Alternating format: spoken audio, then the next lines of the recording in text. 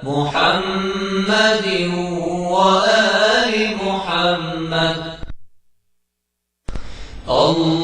اللهم صل على محمد وآل محمد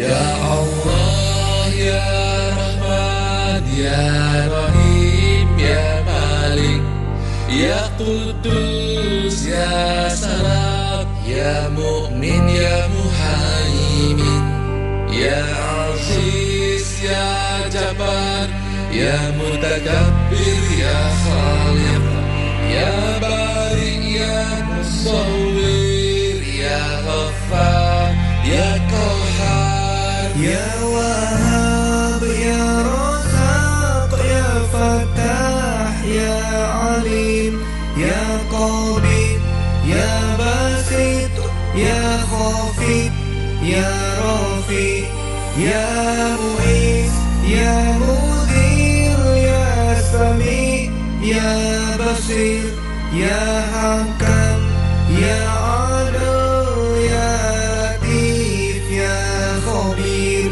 يا حليم يا عظيم يا غفور يا شكور يا علي يا كبير يا حفيظ يا مقيت يا حسيب يا جليل يا كريم يا رقيب يا مجيب يا واسع يا حكيم يا ودود يا مجيد يا بعيد يا شهيد يا حق يا وكيل يا قوي يا متين يا ولي يا حميد يا محصي يا مبدي يا معيد يا محيي يا مميت يا حي يا قيوم يا واجد يا مجيد يا وحيد يا أحد يا صمد يا قادر يا مقتدر يا مقدم يا مؤخر يا أول يا آخر يا ظاهر يا باطن يا ولي يا متعالي يا بر يا تواب يا منتقم يا عفو يا رؤوف يا مالك الملك يا ذا الجلال والإكرام يا مقسم يا جميل يا غني يا مغني يا ماني يا نور يا نافع يا نور يا هادي يا بديع يا باقي يا وارث يا رشيد يا صبور يا الله يا الله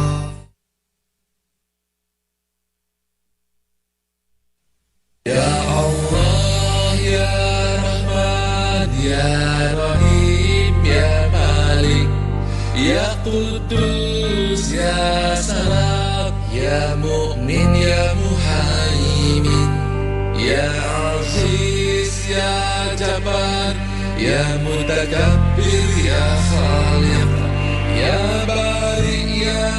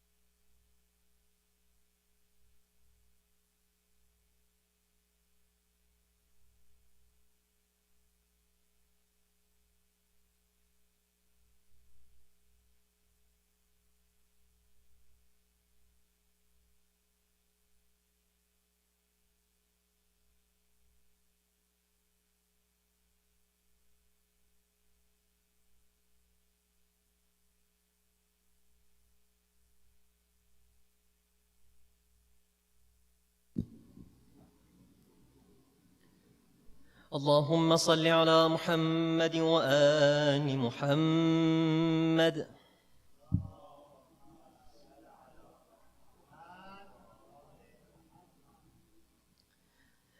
أعوذ بالله من الشيطان الرجيم. بسم الله الرحمن الرحيم.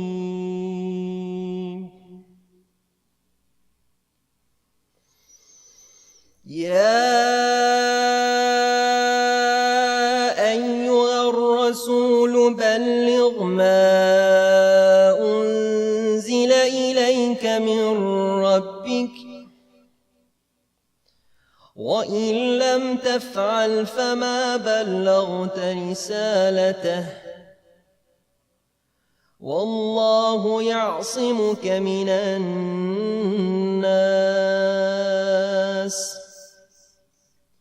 إن الله لا يهدي القوم الكافرين.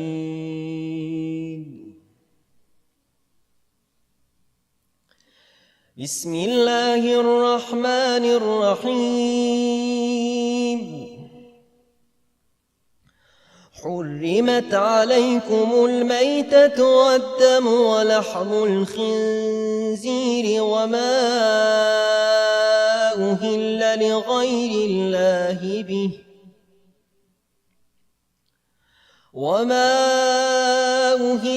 لغير الله به والمنخنقة والموقوذة والمتردية والنطيحة وما أكل السبع إلا ما ذكيتم وما ذبح على النصب وأن تستقسموا بالأزلام ذلكم فسق. اليوم يئس الذين كفروا من دينكم فلا تخشوهم واخشون. اليوم أكملت لكم دينكم وأتممت عليكم نعمتي ورضيت لكم الإسلام دينا فمن اضطر في مخمصة غير متجانف لإثم فإن الله غفور رحيم. صدق الله العلي العظيم.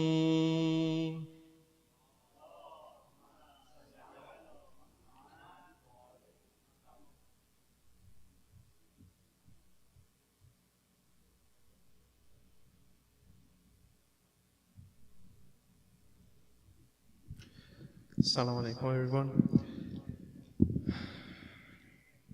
Eid Mubarak. First, before the lecture begins, we will be having a bit of poetry in honor of Imam Ali and the celebration. So the poetry will be in Persian, so those of you who only speak English, I'm sorry, you will be missing out. But for just a short bit of time, we will first be having a bit of poetry, and then we will be having Sayyid Solayman. Let's start the poetry with a loud salawat ala Muhammad wa ala Muhammad.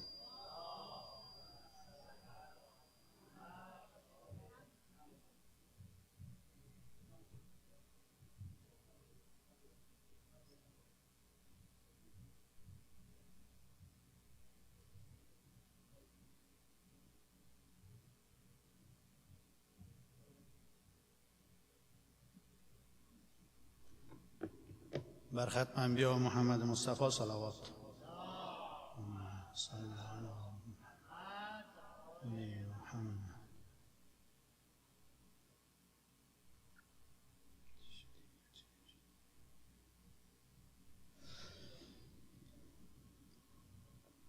بسم الله الرحمن الرحیم. با عرض سلام خدمت یکایک شما حضار گرامی که در این مجلس نورانی اشتراک کردین و عرض تبریکی عید خم غدیر خدمت تک تک شما و اخ حسن یگانه وارث این خاندان حضرت بقیت الله الاعظم ارواحنا له الفدا تبریک و تهنیت عرض می دارم. در غدیر خم ولایت شد قبول، برد بالا دست مولا را رسول، برد بالا را دست مولا را رسول، رفت بالا دست خورشید غدیر، رفت بالا دست خورشید غدیر، شد امام و مقتدای ما امیر.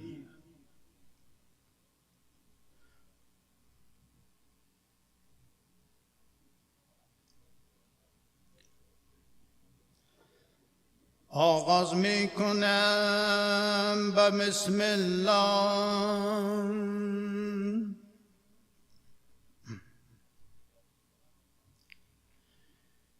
که سرلوحه هر کلام بود بسم الله. بعد از آن لا اله الا الله، از علی مدد می طلبم، از کرم علی ولی الله. علی امام من است و منم غلام علی،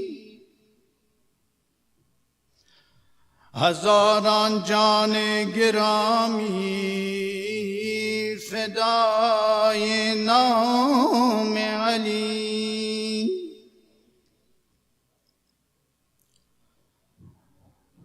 منم غلام علی، غلام نام علی، نشسته مرغ دلم بر روی بام علی. فلک غلام من است با احترام علی، خمار و مست و قلندر شدم ز جام علی.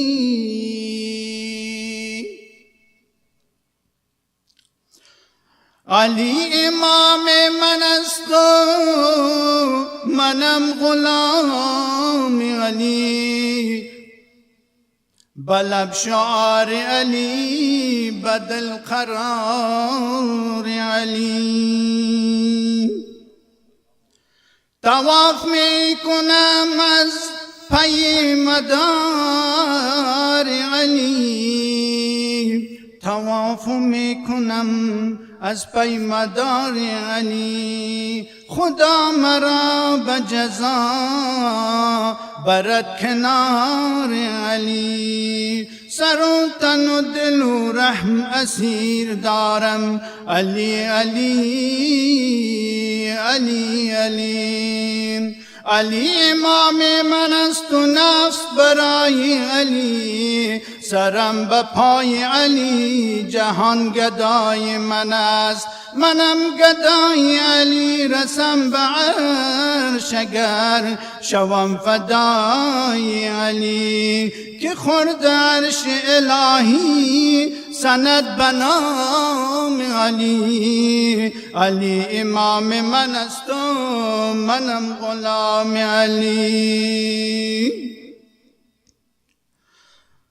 علی امام من است و منو نگاه علی، منو پناه علی، جدا نمی شوم از مسیر و راه علی. رسم به کوی حسین ز بارگاه علی شاد از اول ابل فضل از مرام علی.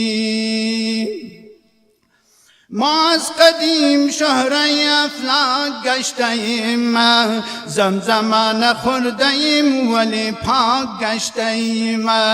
قالو بلا نگفت اسیر کسی شدیم، آره بره به پای مقدمی او خاک گشتیم.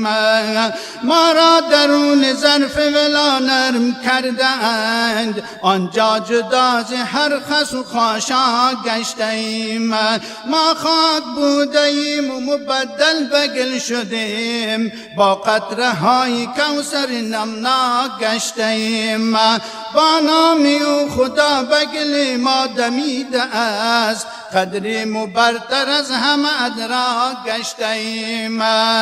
با لطف حق ز عالمیان سر شدیم، ما از شیعیان حیدر کردار گشتیم. ما با لطف حق ز عالمیان سر شدیم، ما از شیعیان حضرت حیدر شدیم. ما اول تو نور بودی و شمس الضحی شد، با نام خویش زینت عرش خدا شد. میخواستا که مثل خودش در زمین نهاد، تو آمدی و آینه کبریا شدی. پای تو حیف بود که روی زمین رسد، کعبه شکاف خورد و در آن پاش گشادی شد. کعبه شکاف خورد و در آن پا گشادی شد. جنگیده یو خدا به تو لا سیف گفت، جنگیده یو خدا به تو لا سیف گفت است. یعنی که تو برای خدا لا فتا شدی، بلغ رسول آمد و اکمال دین نمود. تو جانشین شدی و وصی مصطفی، بعد از نبی امیر همه مؤمنان شدی. اما غریب گشتی و خانه نشین شدی، بی تو قلم به صفحه انشا نمی روید. هر قطره چکیده به دریا نمی رود، تنها فقط نماه و ستاره در آسمان. خورشید هم میان ثریا می رود، مجنون اگر که نام تو یک بار بشنود. با این قسم که در پی لیلا نمی رود، هر کس که نیست تو در دل او بغض دشمنت. نامش میان نام احبا نمی رود، احمد گرفت دست تو را آسمان گفت. دستی بروی دست تو بالا نمی رود، این باعث قبولی و امر رسالت است. مرزی میان مؤمنون و کافران ولایت است، دستی که پیش خانه مولا دراز نیست. در شرم بر جنازه آن کس نماز نیست، حتی میان جمع محبین نمی روید. هر کس که در مسیر ولایت بساز نیست، این معنی درست و ظریف ولایت است. یعنی که روی حرف ولی اعتراض نیست، هر کس به بغض دشمنی مولا نداشت. جایی به غیر دوزخش او را مجاز نیست، از این طرف همون هر کس افراط می کند. فرمود امام صادق اهل او راز نیست. امری که از سریر ولایت نزول شد، باید بدون چونو چرای قبول کرد. یادت به قلب مرده من جان شود علی، در این کویر تشنه چوباران شود علی. تنها به گوش چشم ابو فاضلت ببین، عالم همه ابو ذر و سلمان شود علی. عدل تو عین عدل خدا عدل محشر است، تا ذوالفقار دست تو میزان شود علی. قرآن روی نیزه صف این باطل است، تو آیت و حرف تو قرآن شود علیم. دشمن ترین دشمنی تو وقت احتضار، بر محضر تو دست بدامان شود علیم. دم بدم بر گل رخسار محمد و علی صلوات.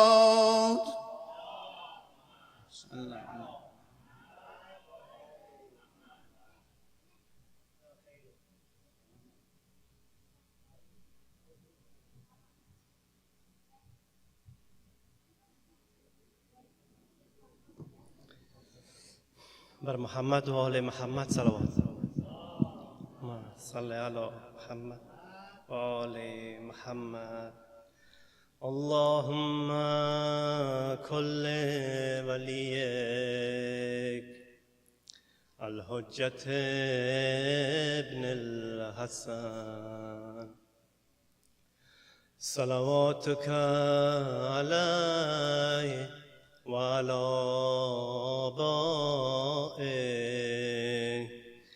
في هذه الساعة وفي كل ساعة وليا وحافظا وقائدا وناصرا ودليلا وعينا حتى تسكنه أرضك طوعا وتمتعه فيها طويلا برحمتك يا أرحم الراحمين. صلوات. آل محمد.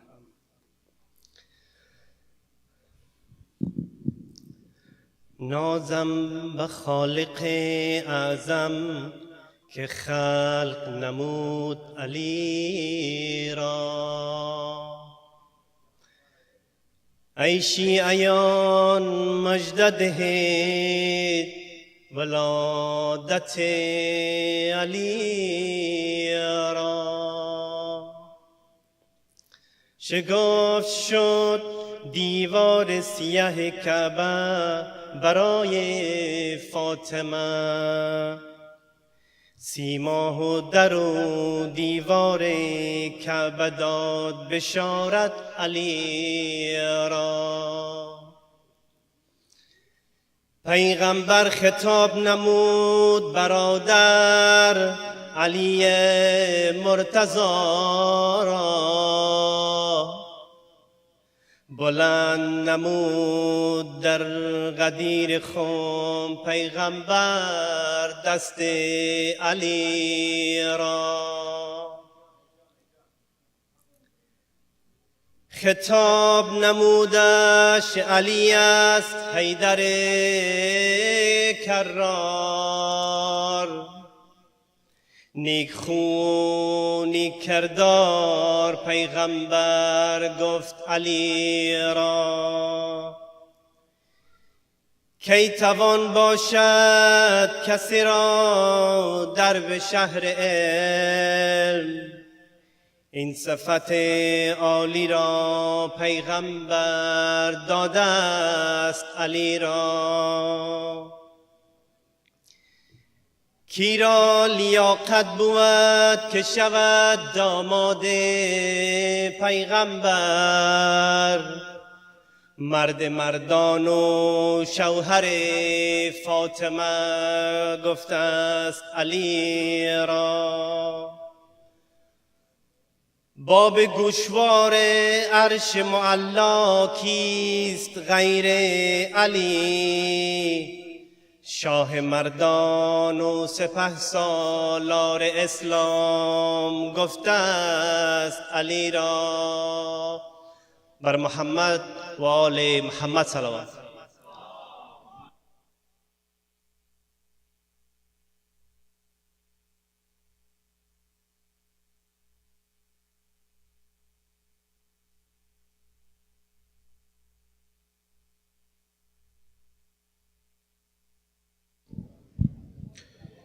بسم الله الرحمن الرحيم السلام عليكم ورحمة الله.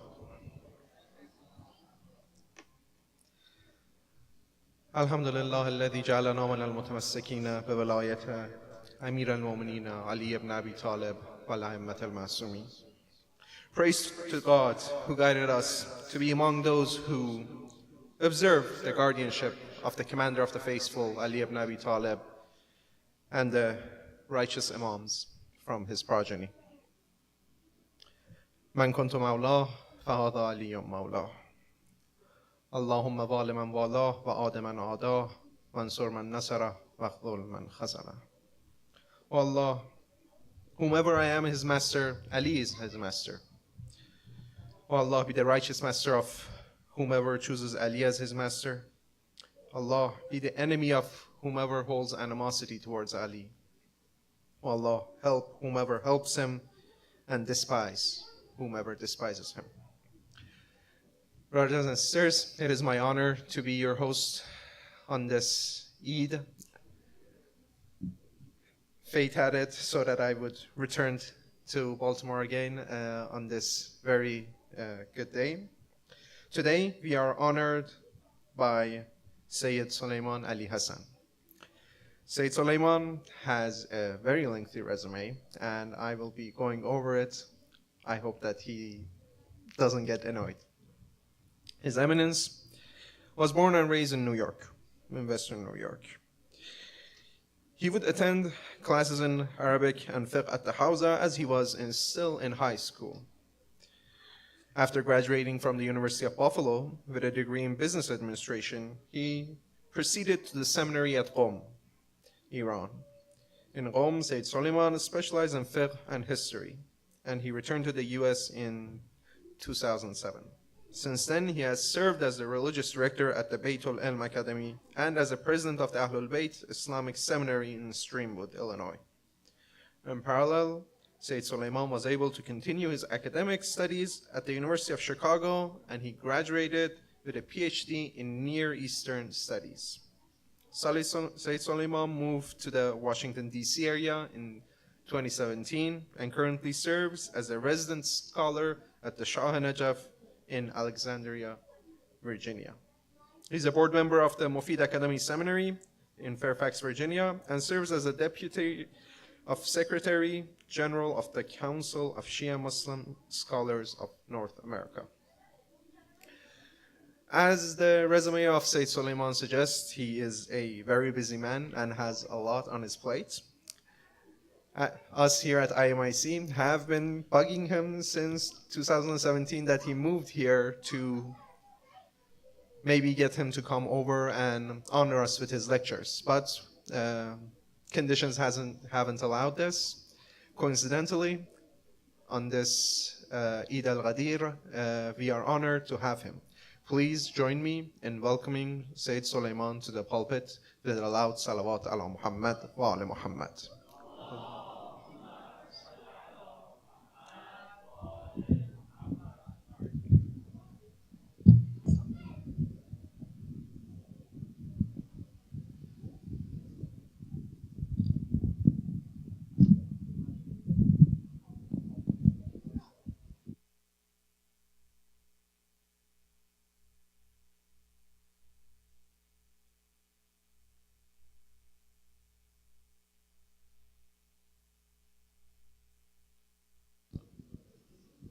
صلوات على محمد وآل محمد.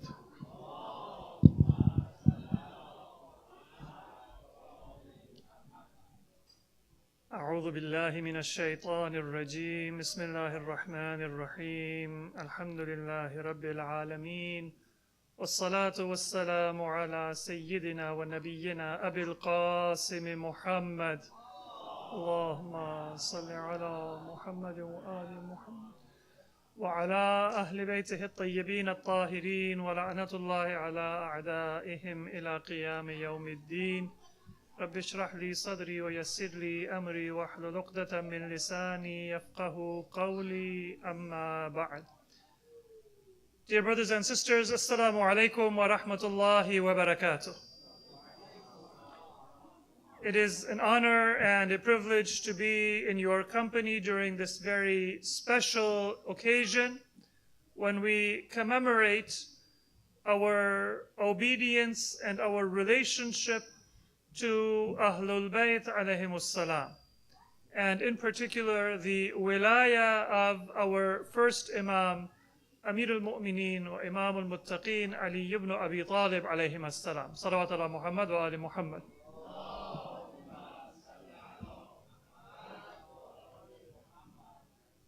And it's actually been a hope of mine to visit this community and this center, and it was the barakah of your sincerity and Ahlul Bayt that I have this honor and this opportunity today. We are on this day right in the middle of the commemoration of two great events in Islamic history. One took place on the 18th of Dhul Hijjah, which was 3 days ago, today being the 21st of Dhul Hijjah, which is now coming to an end, inshallah, at sunset. And that is the event known as the proclamation of the wilaya and the imamat of Imam Ali, known as Eid Ghadir Khum, the celebration of Ghadir Khum. Ghadir means a pond of water. And Khum is a place between Mecca and Medina near Juhfa, which is where the Prophet paused on his return journey from his final pilgrimage, Hijjatul Wada. And in front of many Muslims, and we'll talk a little bit about the details, he proclaimed the leadership of Imam Ali.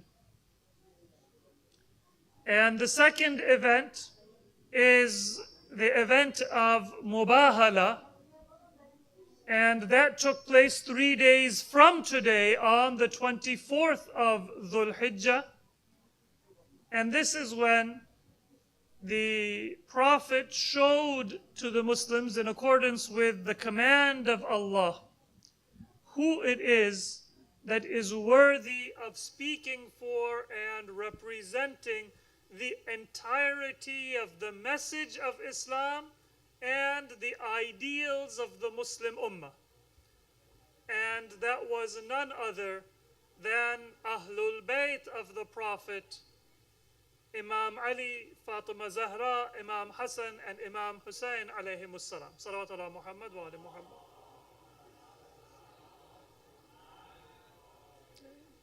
So briefly, I would like to look at both of these events. For some of us, the history is very familiar, and we have read and we have heard it in gatherings and in our readings and in our poetry.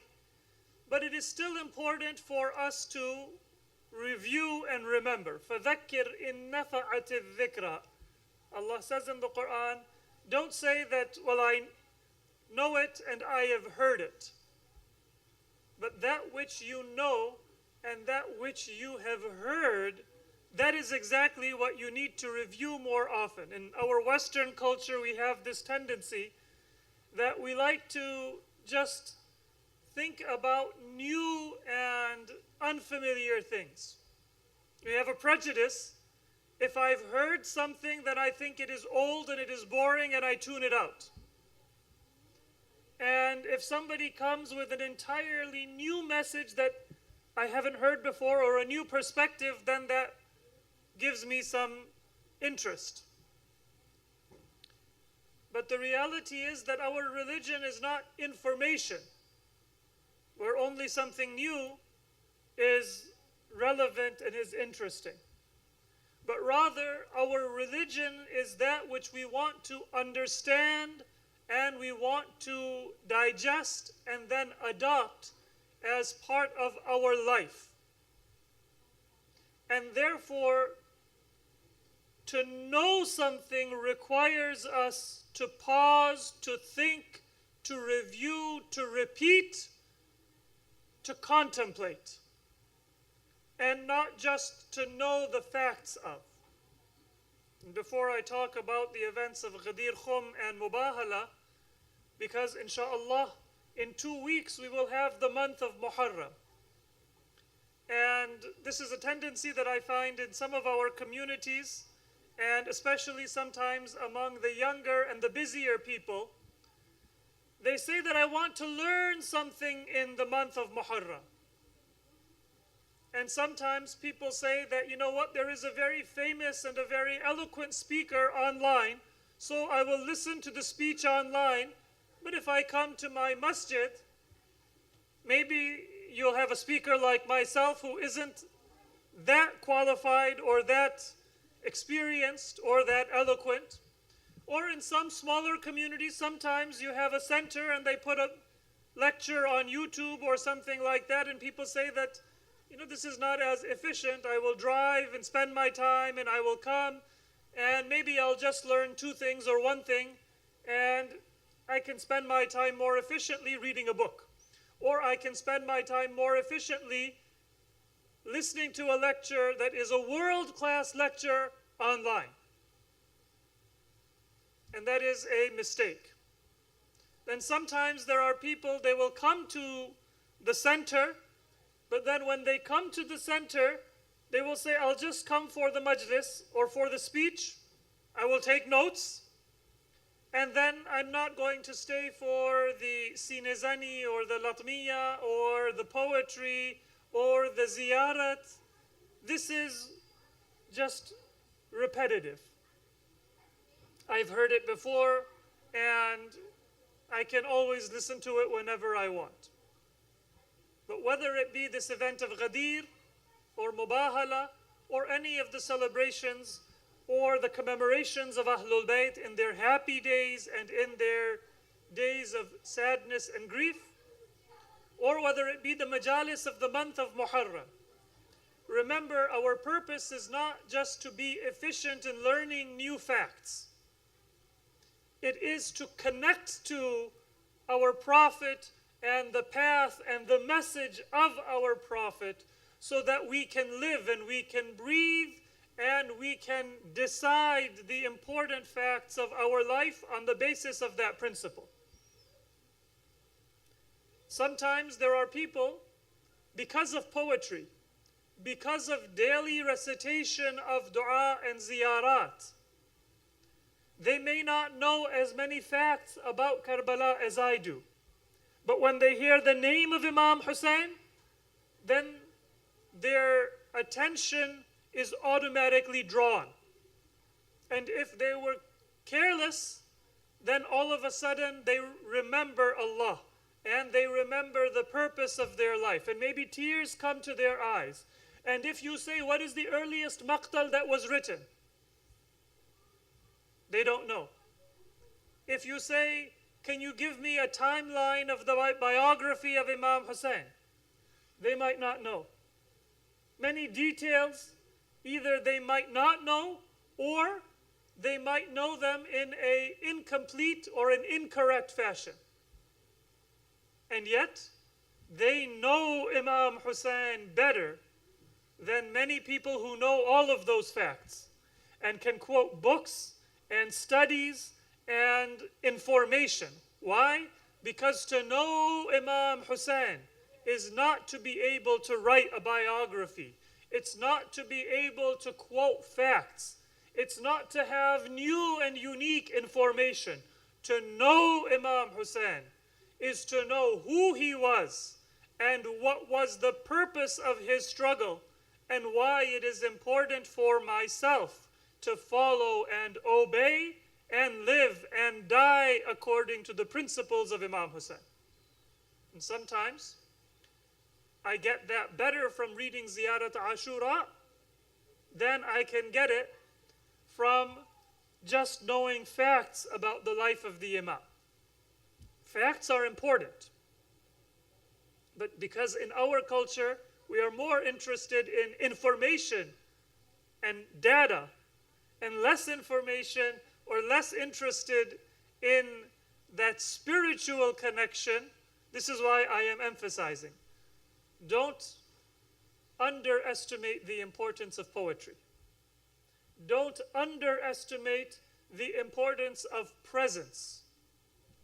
Don't underestimate the importance of the ziyarah and the dua and the other remembrance of Ahlul Bayt that we have received from our previous generations, going back to the Imams of Ahlul Bayt themselves, because that is a connection.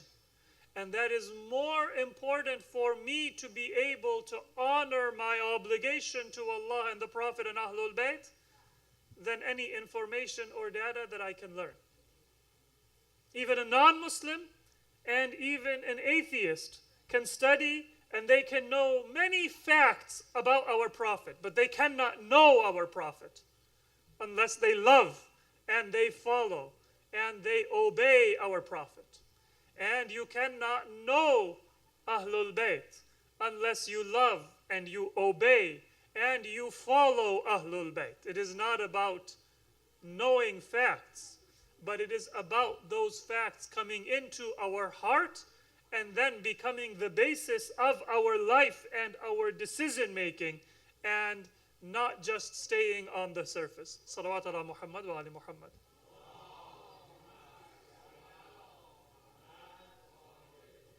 But we do need to know the basic facts so we do not get confused and we have a proper understanding of what took place. Then we build upon that a connection and a love and an obedience.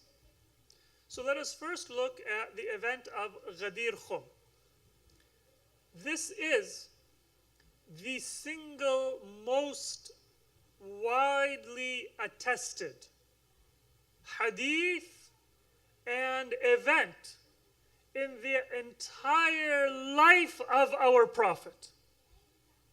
If you look at the 23-year to be more precise, period of the preaching of Prophet Muhammad Mustafa sallallahu alayhi wa alih.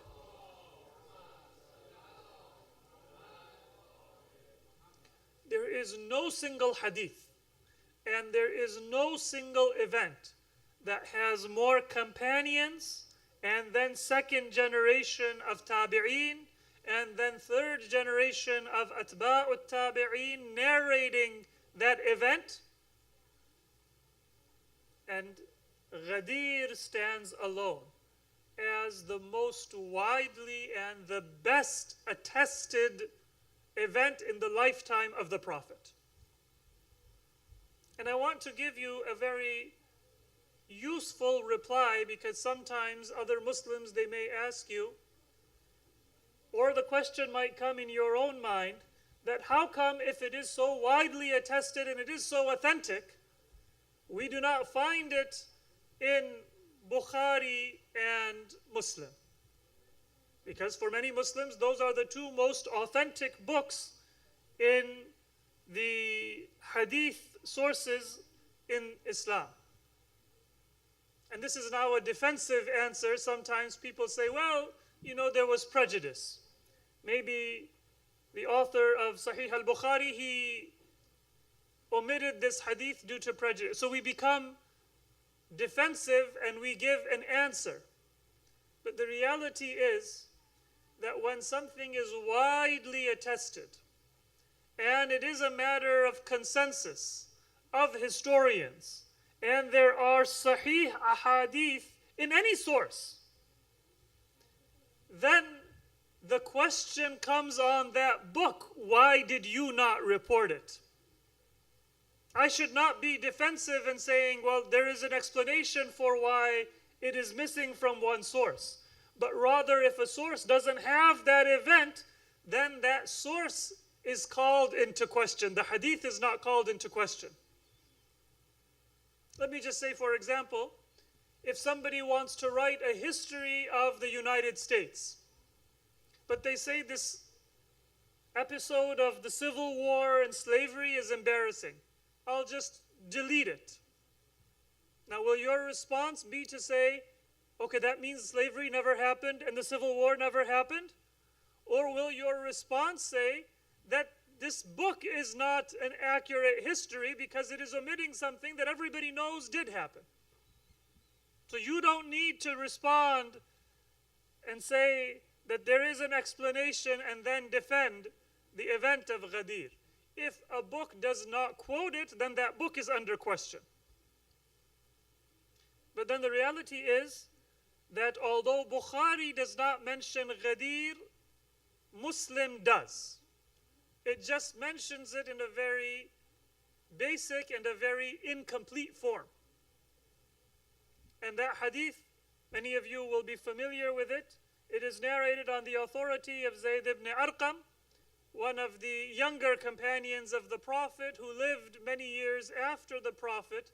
And in his old age, he was asked, and he said that I will tell you a hadith, but don't ask me beyond what I tell you. So there is a hint right in this hadith that there was pressure or there were reasons why Zayd ibn Arqam, a companion and an eyewitness, was not comfortable explaining the details of the event. But it is mentioned in Sahih Muslim, and the hadith of Sahih Muslim indicates that this is not the whole story. So you can't say it's not in Sahihain, it is in Sahihain, specifically in Sahih Muslim. But the way that it is narrated tells you that Muslim is not going to tell you the whole story, because Zayd says, I'm going to tell you a piece and don't ask me about the rest. And then Zayd ibn Arqam says that the Prophet خَطَبَنَا بِمَاءٍ يُدْعَى خُمَّةٍ. The Prophet gave us a speech at a watering hole, a pool. He doesn't use the word Ghadir, he says ma, which means the same thing. A place where there is water for travelers and for caravans and for people who are going for Hajj and Umrah. That was called Khum. And the Prophet says, أَيُّهَا النَّاسِ إِنَّمَا أَنَا بَشَرٌ يُوشِكُ أَن يَأْتِيَ رَسُولُ رَبِّي فَأُجِيبُ. Now, although the details are not mentioned, this speech of the Prophet itself, which is quoted in Sahih Muslim, tells us that it was at the end of the Prophet's life. So the details of the event are not mentioned. But it says that the Prophet mentioned that إِنَّمَا أَنَا بَشَرٌ, I am a human being. I am not an angel. I am not divine. I am a human being. So therefore, like every human being, I was born and I will leave this world. يُوشِكُ أَن يَأْتِيَ رَسُولُ رَبِّي فَأُجِيبُ. The messenger of Allah, the angel of death, will come and I will answer the call of Allah. It will not be a sudden death. The Prophet is announcing his death in advance.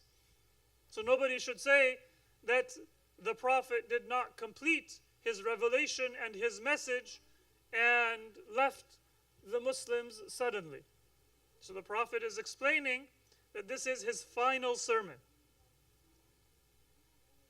This is why if we don't have access to this event, then we don't question the event. We question Bukhari.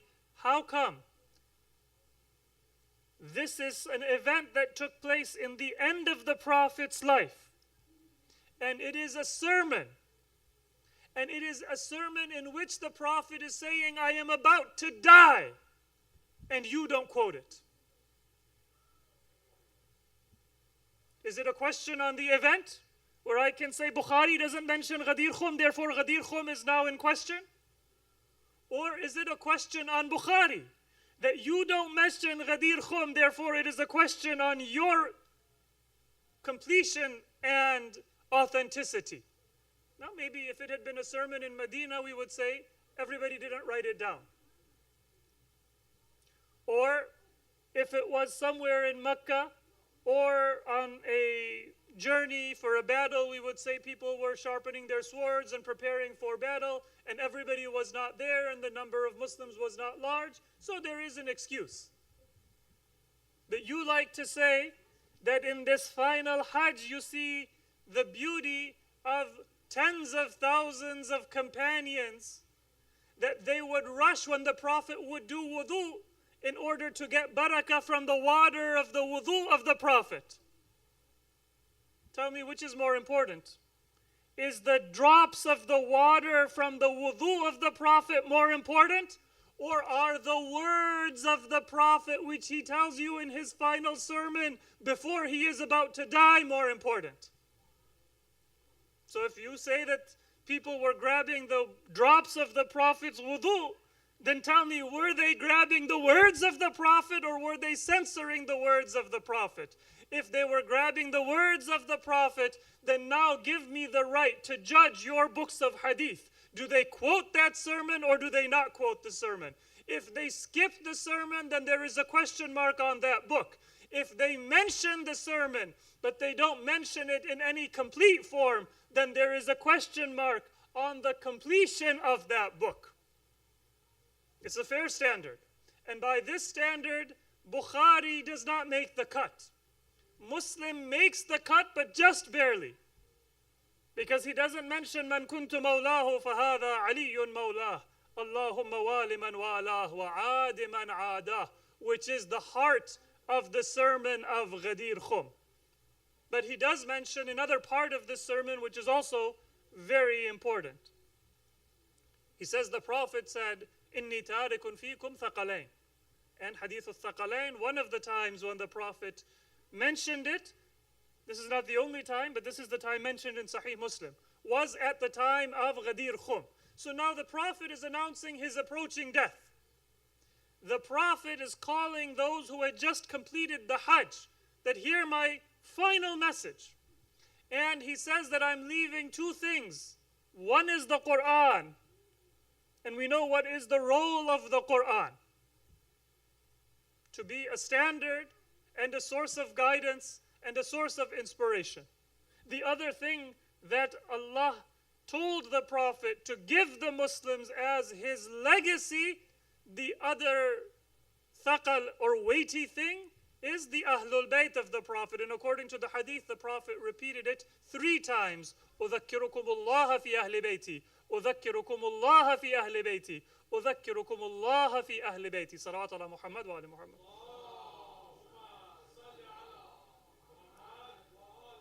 So although it is incomplete, but it is a very valuable mention of Ghadir Khum. Now, the complete message, you have to piece it together from various sources if you look at hadith texts. Because Sunan al-Tirmidhi, Musnad Ahmad ibn Hanbal, Sunan ibn Majah, they all quote different portions of the sermon of Ghadir Khum. But we don't have one source of hadith accepted by the majority of Muslims that says this was a very important sermon. Let me quote it for you all together in one place. That doesn't mean that you should doubt the sermon. It means that you should now begin to understand the way in which the message of the Prophet was sometimes forgotten and sometimes deliberately ignored. So in Ghadir Khum, the Prophet proclaimed that Imam Ali was the wali or the mawla of the Muslims. Now before I move on to Mubahala, just one common question: why did the Prophet not use a more explicit word than mawla? Well, when the Prophet says that I am about to die, when the Prophet says that Ahlul Bayt are the equal of the Quran, when the Prophet asked the people, Alastu awla bikum min anfusikum, do I not have more rights over you than you have over yourselves? The Prophet is making it very clear. But the difficulty or the ambiguity, it comes because not the Prophet was not clear, because the people were not ready to understand. And this is not only imamat. Were the Muslims ready to understand Tawheed?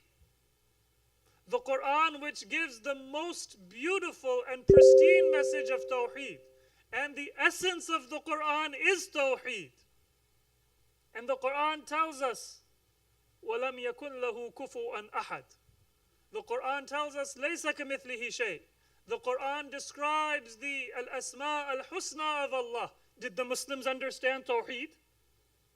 Or did some of them say that Allah has a hand and Allah has a foot and Allah has all of these physical attributes. He sits on the throne and he comes from the seventh heaven to the fourth heaven, and he will put his leg into Jahannam on the day of judgment. Na'udhu billah.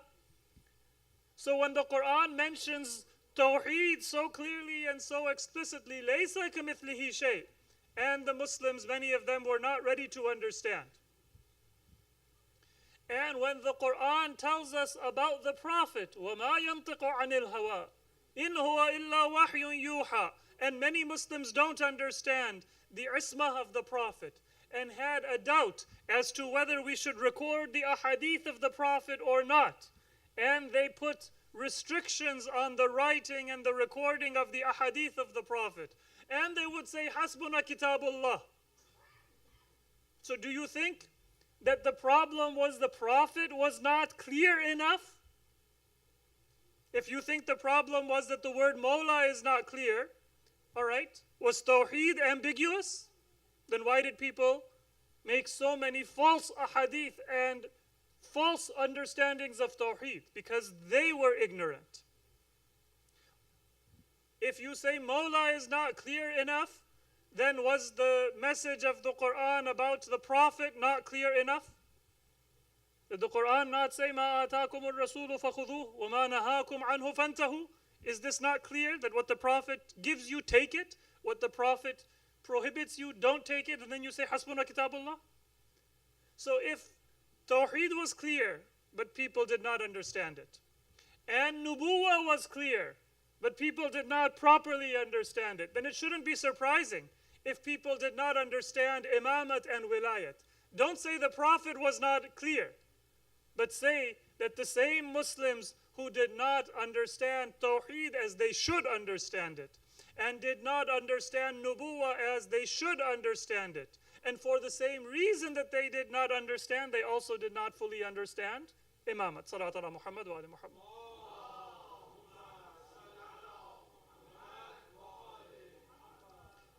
And the other event is the event of Mubahala.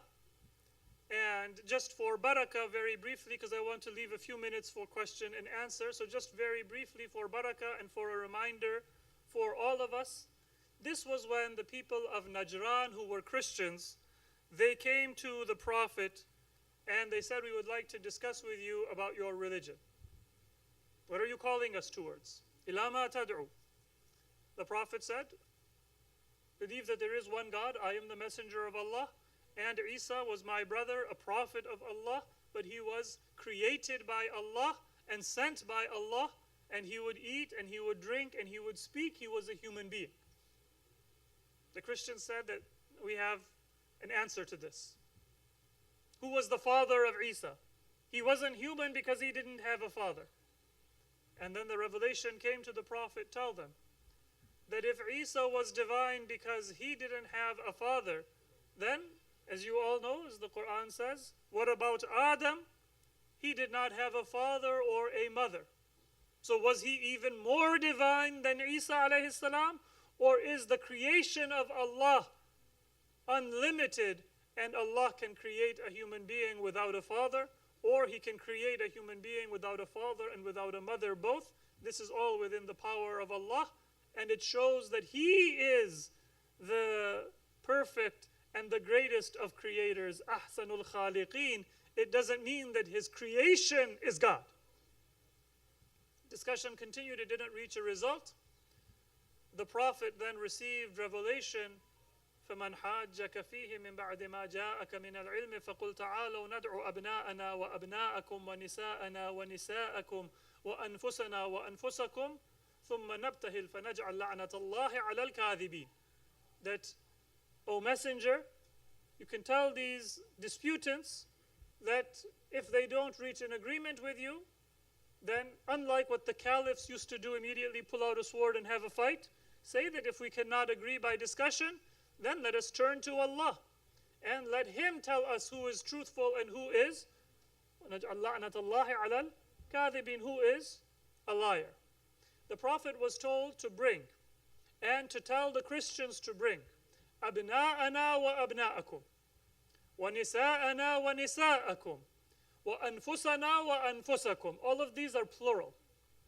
And in Arabic, plural means at least three people. Because one person is singular, and two people is dual, and three or more are plural. But according to history and tafsir and hadith, the Prophet was told to bring three categories of people in the plural, and he didn't bring any of them in the plural. Now, if I say to you, bring your women and your men, and you bring one person or two people, then I will say, did you not take my word or my command seriously? So we have two possibilities. Either the Prophet did not take the command of Allah seriously, or there was nobody else. And so the Prophet only brought 4 people. This hadith is also found in Sahih Muslim, and it is narrated from Sa'd ibn Abi Waqqas, one of the Al-Ashara al-Mubashara, the aristocracy of the companions according to the majority of Muslims. And he says, this is a lengthy hadith, but he mentions 3 of the virtues of Imam Ali. The third one he mentions is when this verse 61 of Surah Al Imran was revealed. The Prophet da'a Aliyan wa Fatima wal Hasanain. The Prophet called Imam Ali and Fatima Zahra and Imam Hassan and Imam Hussein alayhimus salam and said, Allahumma ha'ula'i ahli. These are my ahl. Now, did Allah command the Prophet, Ud'u ahlak? Did he say to the Christians, Ta'alaw ud'u ahlakum wa ahli? No. It says that you are going to call your children, I will call my children. You will call your women, I will call my women. You will call yourselves, meaning each other, and I will call myself, meaning those who are like me and worthy of me. And those people are Ahl of the Prophet. So don't say Ahlul Bayt or Ahlun Nabi are people who are tied to the Prophet by blood ties or marriage ties. Because if that were the case, then the Prophet would have followed the command of Allah and brought them. But Sahih ahadith, many ahadith, but this one is from Sahih Muslim. It says the Prophet only brought Imam Ali and only brought Fatima Zahra and only brought Imam Hassan and Imam Hussein alayhimus salam, salawat ala Muhammad wa ali Muhammad.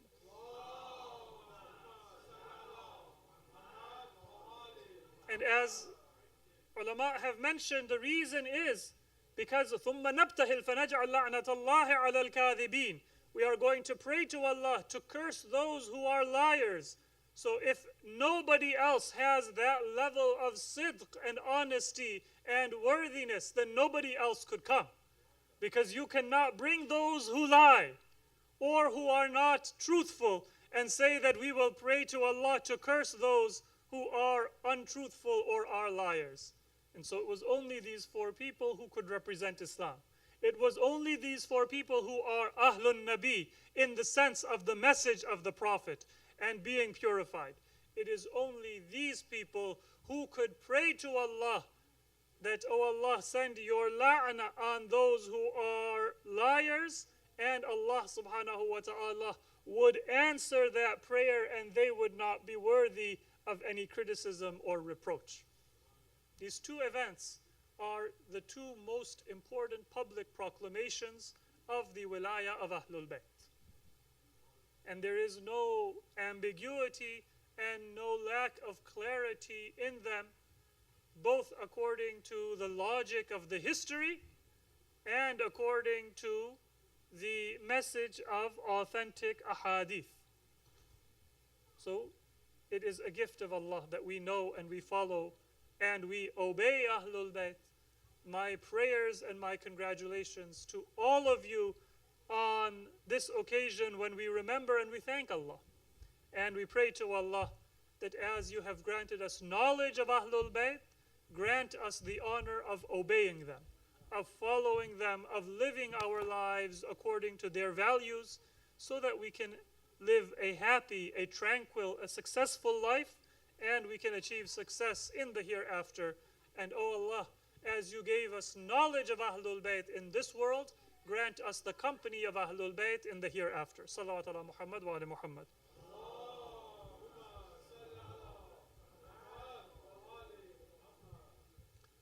So with that, I will conclude my remarks. I think we have a few minutes until it is time for Maghrib. So however long you would like to give for questions. Okay, so then maybe we should stop. Maybe one or two questions, I will give a quick answer, and then inshallah we can move to the game. Go ahead, please.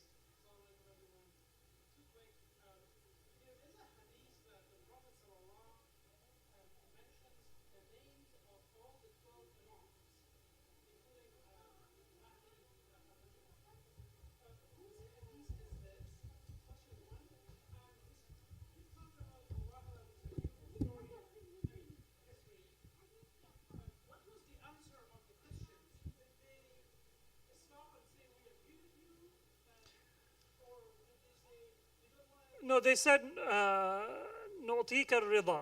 We will give you our submission and we will no longer debate. So the Christians, they said that we don't want to debate with you and we don't want to fight with you. So they concluded a treaty with the Prophet, and that treaty was enforced throughout then the period after that with the Christians of Najran. The first hadith you mentioned, the Prophet does have a hadith mentioning the 12 Imams, but that hadith was not mentioned publicly with the names of the 12 Imams. Publicly, the Prophet said that there will be 12 Amir or 12 Khalifa or 12 Imams. Different narrators reported it with different words, but that was mentioned, and it is narrated by Sunni and by Shia narrators.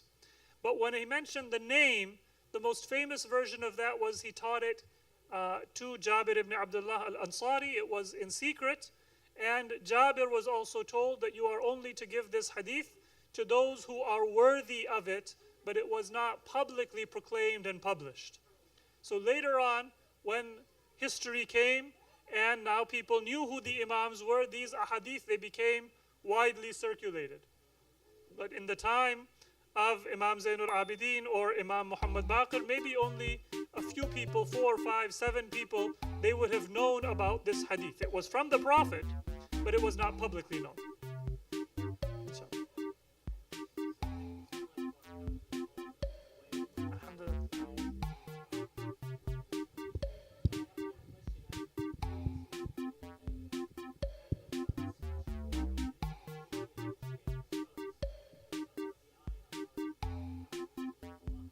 Ayat al-Tathir.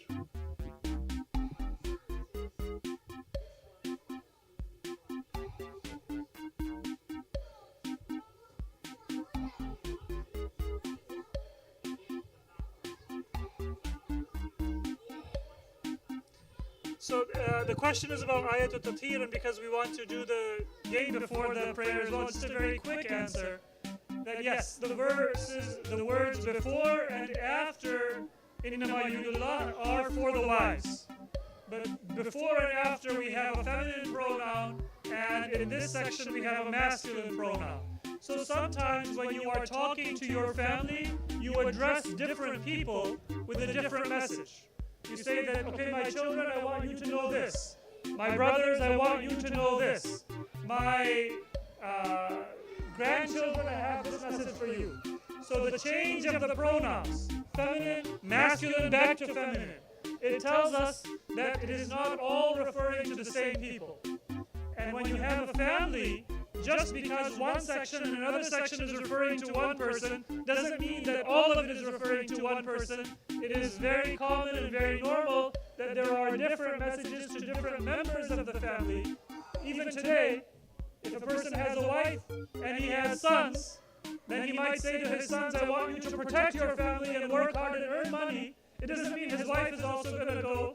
Now, as an old woman and a widow, she has to also go and work and protect the family. So that is our answer for Ayatul Tathir. Assalamu alaikum wa rahmatullahi wa barakatuh.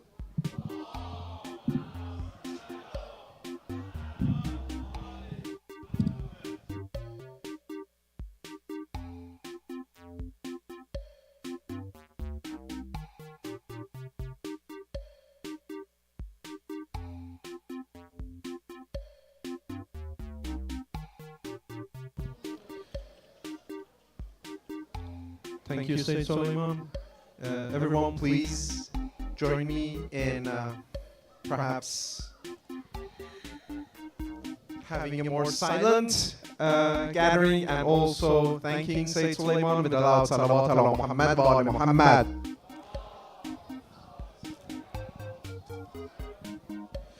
Everyone, so today we will be playing a game of Kahoot and we have good prizes. So if you had checked the channel, the Telegram channel, or the information that the mosque sends, today we have a Kahoot, especially about the Eid al-Ghadir, and the booklet was sent for your information to read, and we will be having a Kahoot from that booklet. I will be asking everyone, and that means everyone, to join the Kahoot game. You can just scan the QR code and it will take you directly there. So, ladies, please, can you please help me in keeping the ceremony as calm as possible?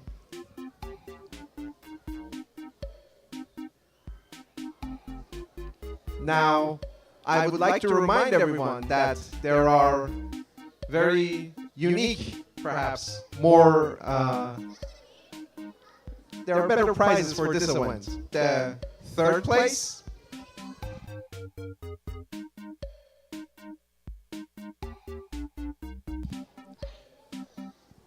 for the third place, we will be having a prize of $40.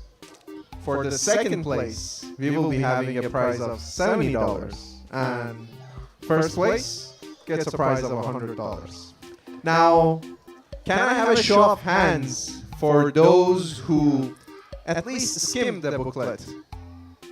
Can I have a show of hands? Everybody, let's see who's gonna win.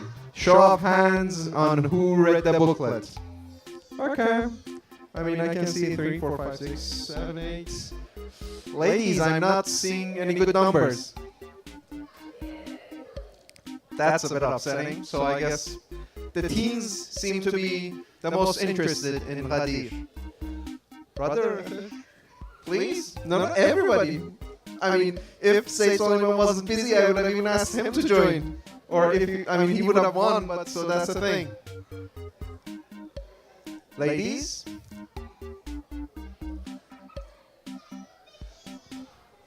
Okay, 35 people. I mean, there's a lot of... I guess we can start. I mean, you guys don't want to win the prize. Okay. Okay, let's start. So, Brother Ali Reza from the IT room, let's start the... One more minute. Okay. The test, there will be 15 questions, multiple choice. It's a matter of correct answers and speed. So that's what determines your points. So speed and correctness. Salam Sakina. Yes.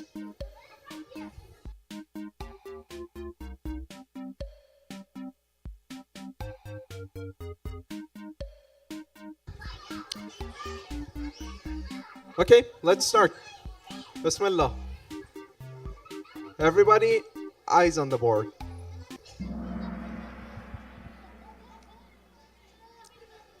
Grand Kahoot competition. Question 1. What is the meaning of the term Velaya, a central theme of the sermon?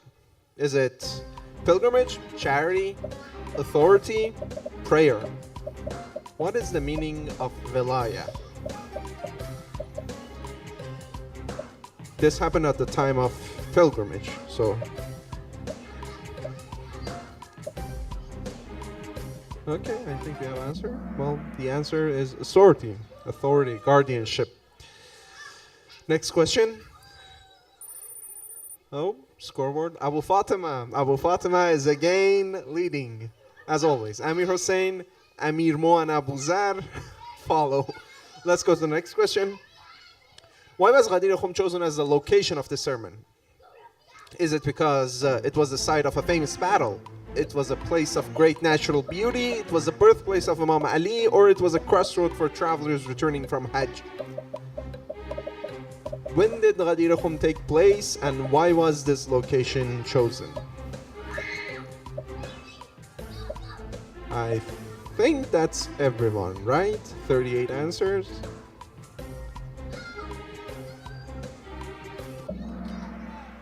Yeah, it was because it was a crossroads for travelers returning from Hajj. It was after Hajj had ended. Let's see the scoreboard. Abu Fatima leads. Amir Hussein Muzammil now rises to third place. Amir Ammu. Okay. What action did Imam Ali take upon meeting the Prophet near Mecca before entering the city? Did he stay behind with the contingent? He reported his mission to the Prophet, he prayed at the Kaaba, he announced his succession to the people. What did Imam Ali do when he met the Prophet before entering Mecca? So, where was Imam Ali coming from? Why was he not with the Prophet? Maybe that can help. Well, the correct answer is that he reported his mission to the Prophet. Imam Ali had gone to Yemen to teach people about Islam. Let's see the leaderboard. Amir Mo rises to the top. Okay. Abu Fatima takes second place and Muzammil stays in third. Next question. What was the primary purpose of the Prophet's farewell pilgrimage? Was it to gather all Muslims for the last Hajj, to declare his successor and teach the Hajj trials, to distribute wealth among the poor, or to establish a new prayer method? So, the last Hajj of the Prophet, what was the reason? 33 answers. 2 more. What's the answer? The correct answer is to declare his successor and to also teach the people the correct way of Hajj. The scoreboard. Amir Hussein rises to the third place. Next question. Which companions helped prepare the pulpit for the Prophet's sermon at Ghadir? Was it Abu Bakr and Umar, Miqdad, Salman, Abu Dhar and Ammar, Bilal and Zayd, Talha and Zubair? Which companions helped create the pulpit for the sermon of Ghadir?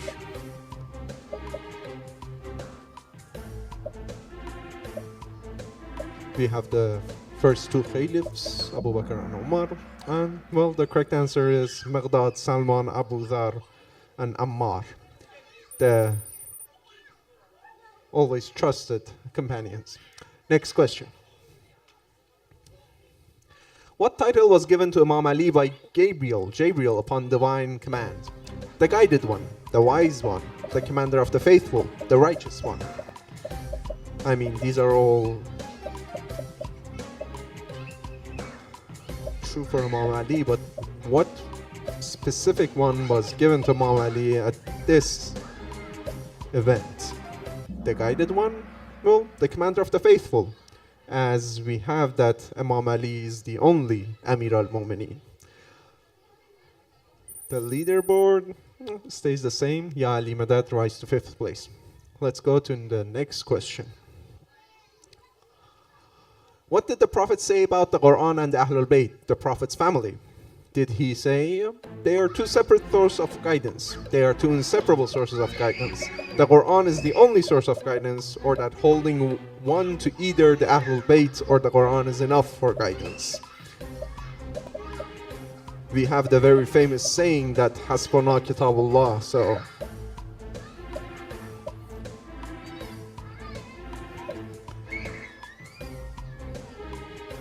I think we can skip the 2 seconds. And the correct thing is, they are 2 inseparable sources of guidance. We just heard the hadith of Zaghalain by Sayyid Solayman. They are inseparable. The leaderboard. Abu Fatima rises to 1st place. Let's go to the next question. What did the Prophet emphasize as the greatest act of enjoining good? Is it memorizing the entire sermon of Ghadir? Is it asking people to perform extra prayers? Is it understanding and relaying the message to others, or is it donating to the poor? So, Amr bil Ma'ruf wa Nahy al Munkar. So, what did the Prophet say is the greatest Amr bil Ma'ruf? Enjoining good.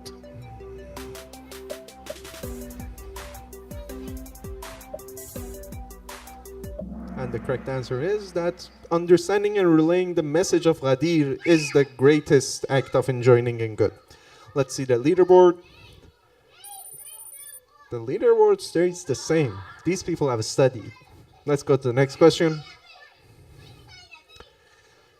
What significant event occurred to Harith al-Fithri after questioning the Prophet's messages at Ghadir? He converted to Islam. A rock fell from the heavens and killed him. He was exiled from the community, or that he received divine revelation. So what happened to Harith when he asked the Prophet about Ghadir, about what had happened?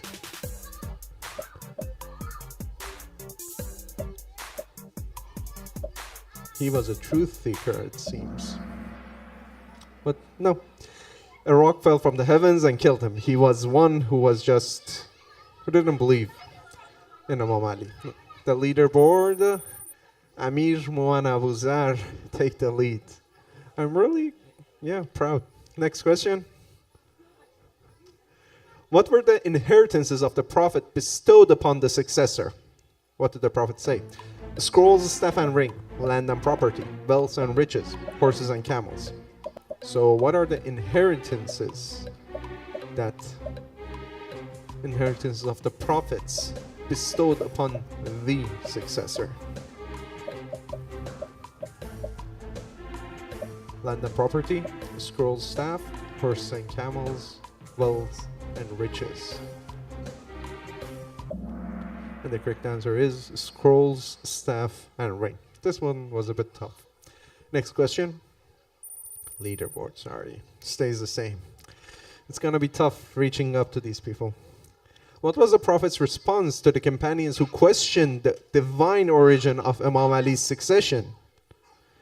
Did he say, "It is from God and His Messenger. It is from my own decision. You will understand it in time.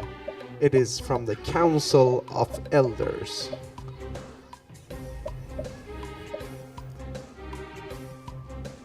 Imam Ali's successorship. Who is it from?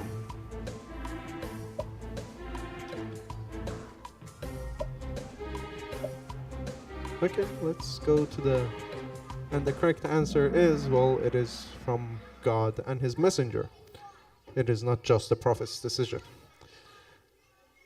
The leaderboard stays the same. Nice. Next question. It's a tough game up there. What symbolic act did the Prophet perform to signify Imam Ali's new position? Did he give him a sword, place his turban on Imam Ali's head, handed him the Quran, the original, kissed his forehead? So, what specific act did the Prophet do to signify Imam Ali's new position? Which is more important? Maybe. Or what happened? The correct answer is that he placed his turban on Imam Ali's head. As the leader, I guess. You could say it's kind of the crown. And the leaderboard stays the same. Next question. It's only a matter of who's gonna be first, second, and third. Who specifically needed to pledge their allegiance to Imam Ali as instructed by the Prophet? Was it only the men, only the women, both men and women, or the Muhajirin, the early Muslims, who end up causing some trouble? So, who specifically needed to pledge their allegiance?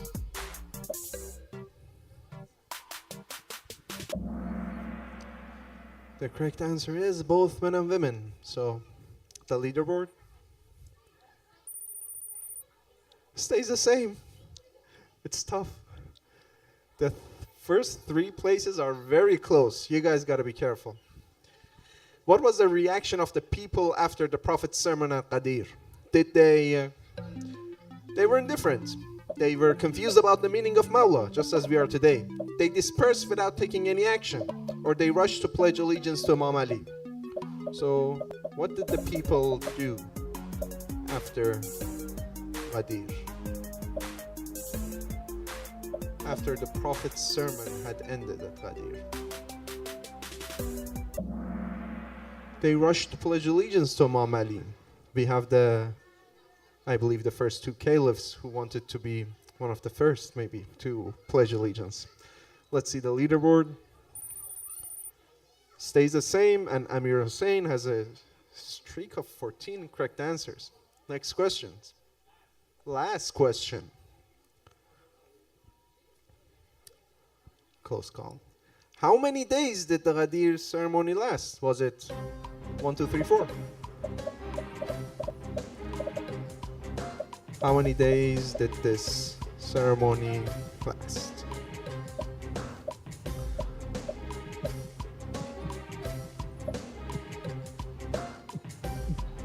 Will the leaderboard change? 3 days. So it was a very long sermon, as it was pivotal. Next, let's see the final leaderboard. Who wins Kahoot, the Grand Kahoot? At third place, Amir Hussein. Give it up for Amir Hussein. Send a loud salawat. Who's Amir Hussein? Come here. At second place, Abu Fatima. Abu Fatima. And at first place, Amir Mo and Abu Zar. Who is Amir Mo and Abu Zar? Okay, so I'm going to ask each one of you. First, Amir Hussein. Amir Hussein, can you please come here to get your special reward for this Kahoot? Please send a loud salawat ala Muhammad wa ala Muhammad.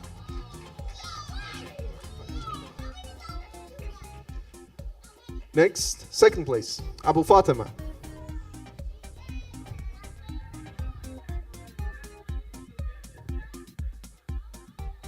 Okay. Okay. Abu Fatima, can you please, you guys can shift it yourselves, I guess. Okay. Okay. And so, first place, Amir Mo and Abu Zar. Amir Mo and Abu Zar, can you please both come here? Weren't you guys playing both, or was it just one of you? It was just you? Okay, Abu Zar. Go. Okay. Here you go. It was really good. I'm really proud. Loud salawat ala Muhammad wa ala Muhammad.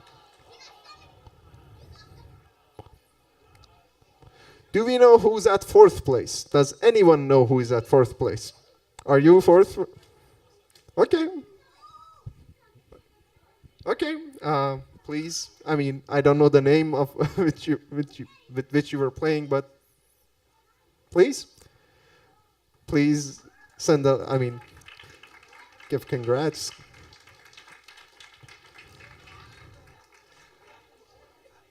Oh, I guess we have to shift it. Amir Hussein, can you please can you come here 1 second? Okay.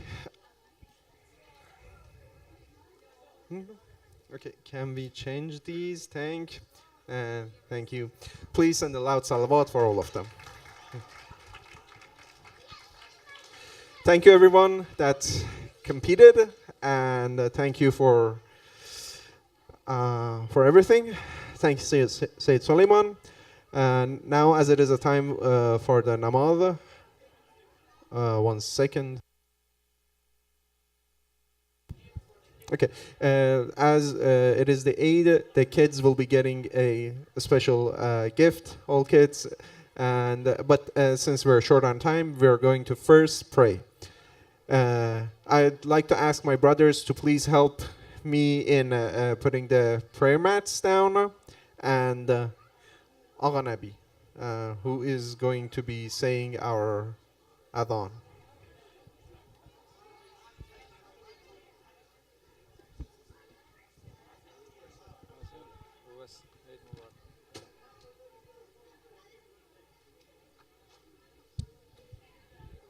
سبحان الله والحمد لله ولا إله إلا الله والله أكبر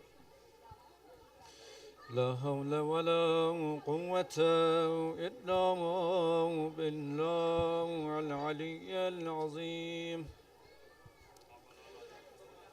الله أكبر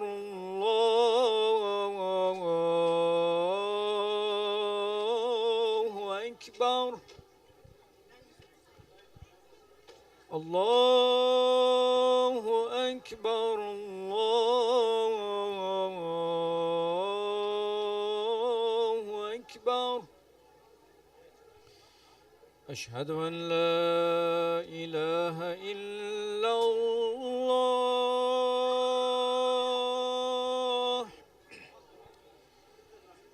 أشهد أن لا إله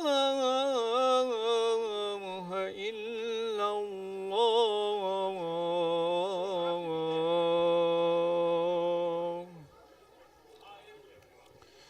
أشهد أن محمدًا رسول الله. أشهد أن محمدًا رسول الله.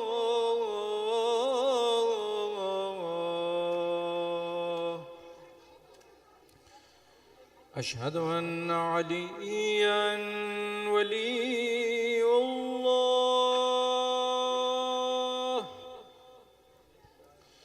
أشهد أن عليًا حجة الله.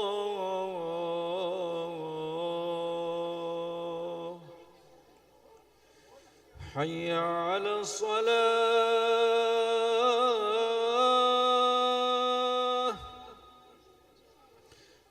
حي على الصلاة.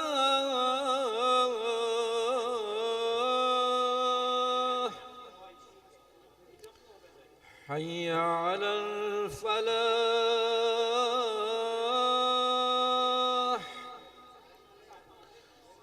حي على الفلاح.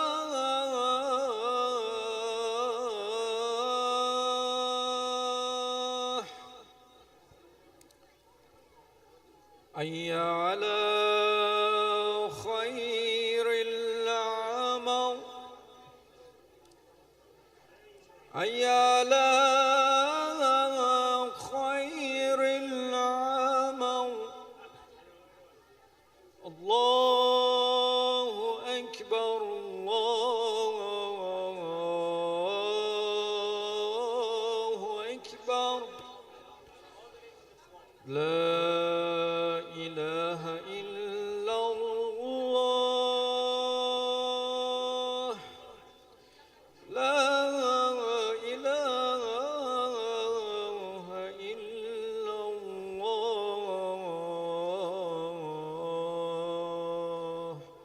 وصلى الله على سيدنا محمد وآله وسلم.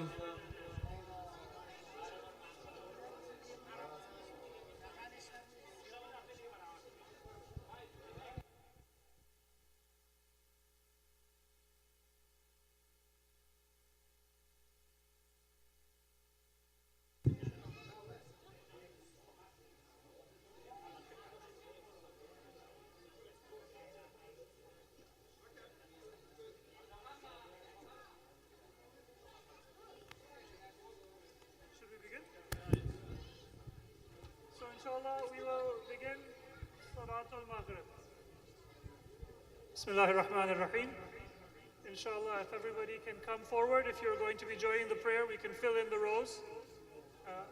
For the men, there are still some spaces. Inshallah. And ladies, you can also make a connection in the rows behind. Salatul Maghrib. Allahu Akbar, Allahu Akbar. أشهد أن لا إله إلا الله أشهد أن لا إله إلا الله أشهد أن محمدا رسول الله أشهد أن محمدا رسول الله أشهد أن عليا ولي الله. حي على الصلاة حي على الصلاة حي على الفلاح حي على الفلاح حي على خير العمل حي على خير العمل. قد قامت الصلاة قد قامت الصلاة. الله أكبر الله أكبر. لا إله إلا الله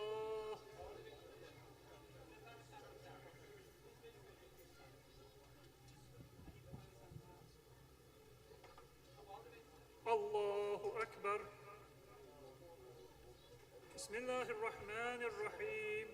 الحمد لله رب العالمين الرحمن الرحيم مالك يوم الدين إياك نعبد وإياك نستعين اهدنا الصراط المستقيم صراط الذين أنعمت عليهم غير المغضوب عليهم ولا الضالين. بسم الله الرحمن الرحيم. إنا أعطيناك الكوثر فصل لربك وانحر إن شانئك هو الأبتر. الله أكبر. سبحان ربي العظيم وبحمده. رب صل على محمد وآل محمد. سمع الله لمن حمده. الله أكبر. سبحان ربي الأعلى وبحمده. رب صل على محمد وآل محمد. الله أكبر. أستغفر الله ربي وأتوب إليه. الله أكبر. سبحان ربي الأعلى وبحمده. رب صل على محمد وآل محمد. الله أكبر. بحول الله. بسم الله الرحمن الرحيم. الحمد لله رب العالمين الرحمن الرحيم مالك يوم الدين إياك نعبد وإياك نستعين اهدنا الصراط المستقيم صراط الذين أنعمت عليهم غير المغضوب عليهم ولا الضالين. بسم الله الرحمن الرحيم. قل هو الله أحد الله الصمد لم يلد ولم يولد ولم يكن له كفوا أحد. كذلك الله أكبر. الله أكبر. اللهم صل على محمد وآل محمد. اللهم أحينا حياة محمد وذريته وأمتنا مماتهم وتوفنا على ملتهم واحشرنا في زمرتهم ولا تفرق بيننا وبينهم طرفة عين أبدا في الدنيا والآخرة. الله أكبر. سبحان ربي العظيم وبحمده. رب صل على محمد وآل محمد. سمع الله لمن حمده. الله أكبر. سبحان ربي الأعلى وبحمده. رب صل على محمد وآل محمد. الله أكبر. أستغفر الله ربي وأتوب إليه. الله أكبر. سبحان ربي الأعلى وبحمده. رب صل على محمد وآل محمد. الله أكبر. الحمد لله. أشهد أن لا إله إلا الله وحده لا شريك له وأشهد أن محمدا عبده ورسوله. اللهم صل على محمد وآل محمد. حول الله.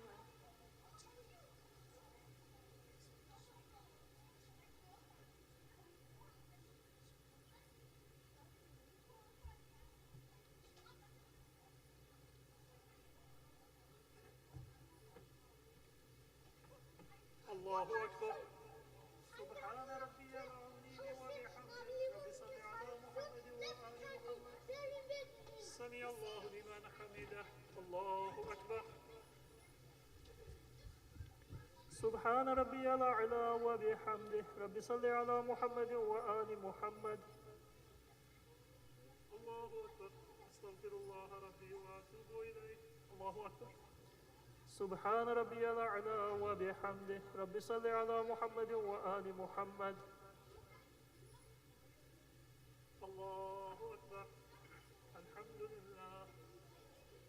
أشهد أن لا إله إلا الله وحده لا شريك له وأشهد أن محمدا عبده ورسوله.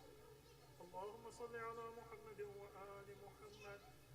السلام عليك أيها النبي ورحمة الله وبركاته. السلام علينا وعلى عباد الله الصالحين.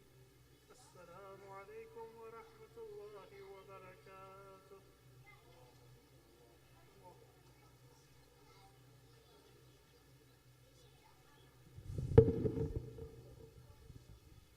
أعوذ بالله من الشيطان الرجيم إن الله وملائكته يصلون على النبي يا أيها الذين آمنوا صلوا عليه وسلموا تسليما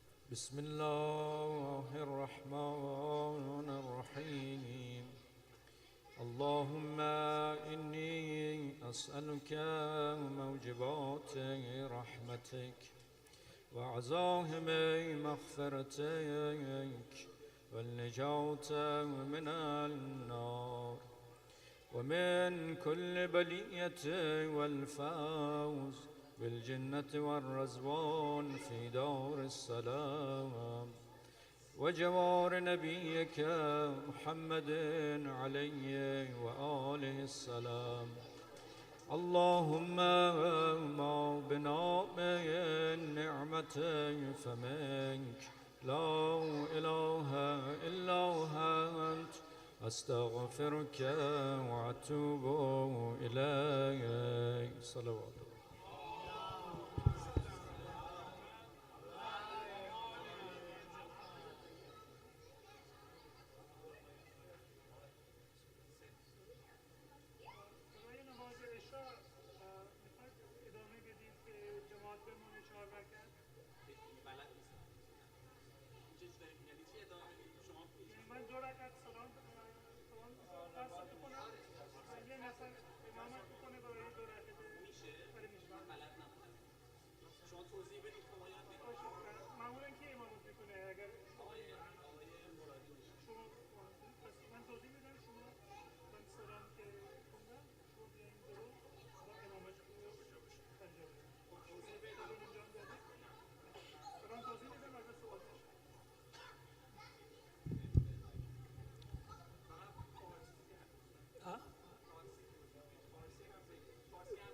فارسی حالا دست و پا شکسته یه چیزی بسم الله الرحمن الرحیم Assalamu alaikum.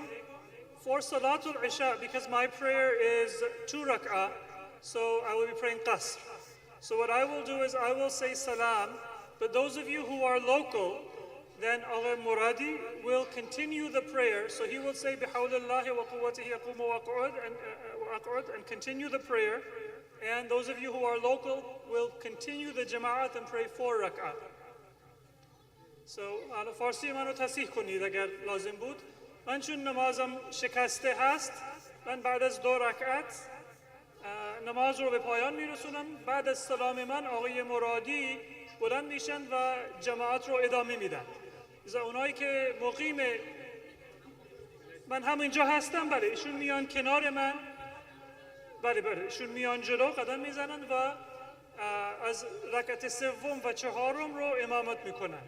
شما نیتتون این اگر نمازتون کامله، شما نیت 4 رکعت بکنید و 4 رکعت رو با جماعت بخونید.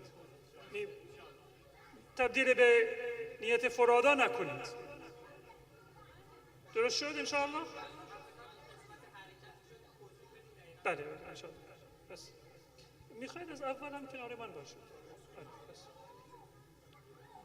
بس یه نفر میتونه بیاد جلو. شما بفرمایید اینجا. روشن شد؟ برایتون سنگین میشه؟ نه مشکل نداره. بیاین اینجا. صلوات علی محمد و آل محمد.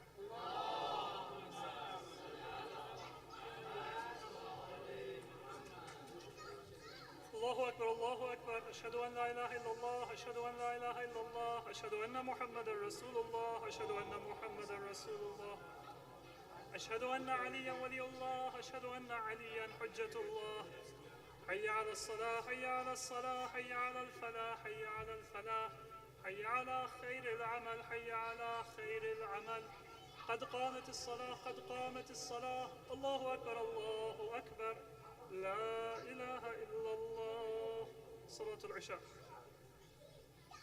الله أكبر بسم الله الرحمن الرحيم الحمد لله رب العالمين الرحمن الرحيم مالك يوم الدين إياك نعبد وإياك نستعين اهدنا الصراط المستقيم صراط الذين أنعمت عليهم غير المغضوب عليهم ولا الضالين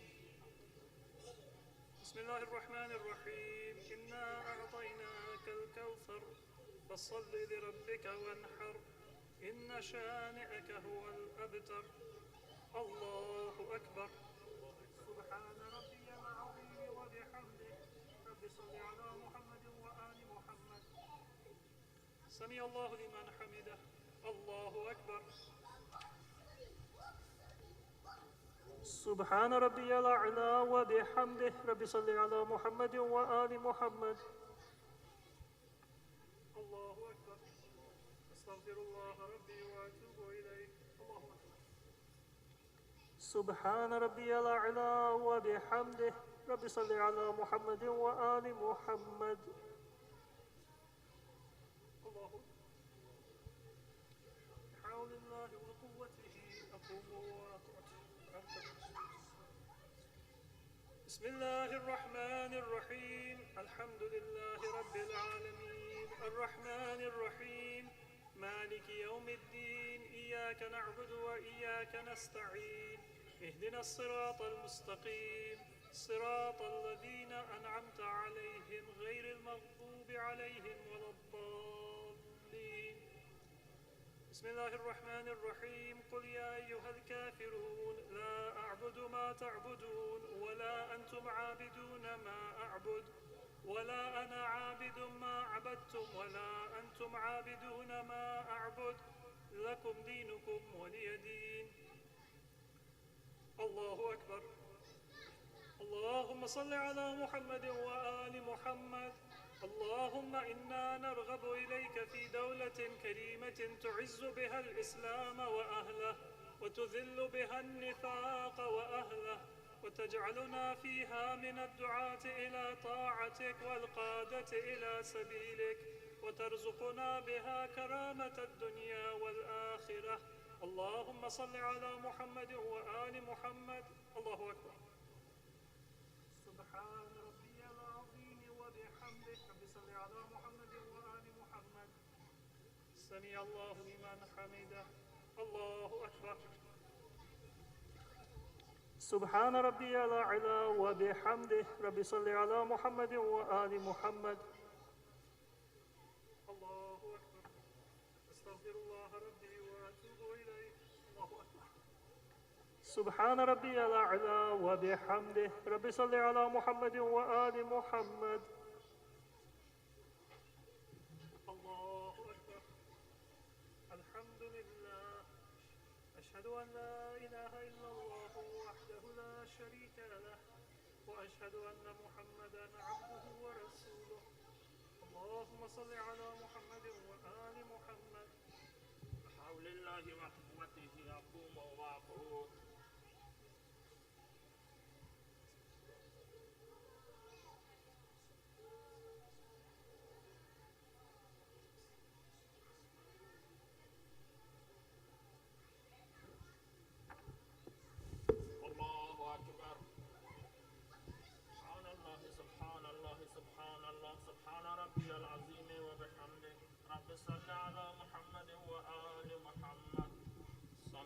الله لمن حمده الله أكبر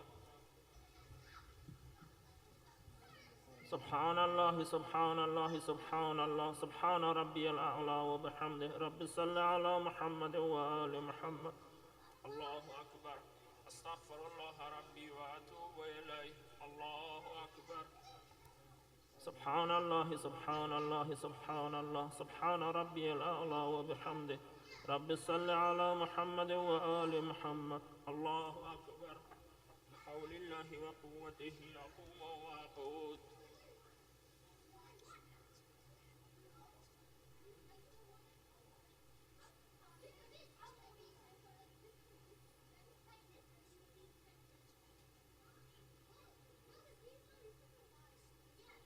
الله أكبر سبحان الله سبحان الله سبحان الله سبحان ربي العظيم وبحمده اللهم صل على محمد وآل محمد سمع الله لمن حمده الله أكبر سبحان الله سبحان الله سبحان الله سبحان ربي الأعلى وبحمده الله أكبر أستغفر الله ربي وأتوب إليه الله أكبر سبحان الله سبحان الله سبحان الله سبحان ربي الأعلى وبحمده يا لطيف ارحم عبدك الضعيف الله أكبر الحمد لله أشهد أن لا إله إلا الله وحده لا شريك له وأشهد أن محمدا عبده ورسوله اللهم صل على محمد وآل محمد السلام عليك أيها النبي ورحمة الله وبركاته السلام علينا وعلى عباد الله الصالحين السلام عليكم ورحمة الله وبركاته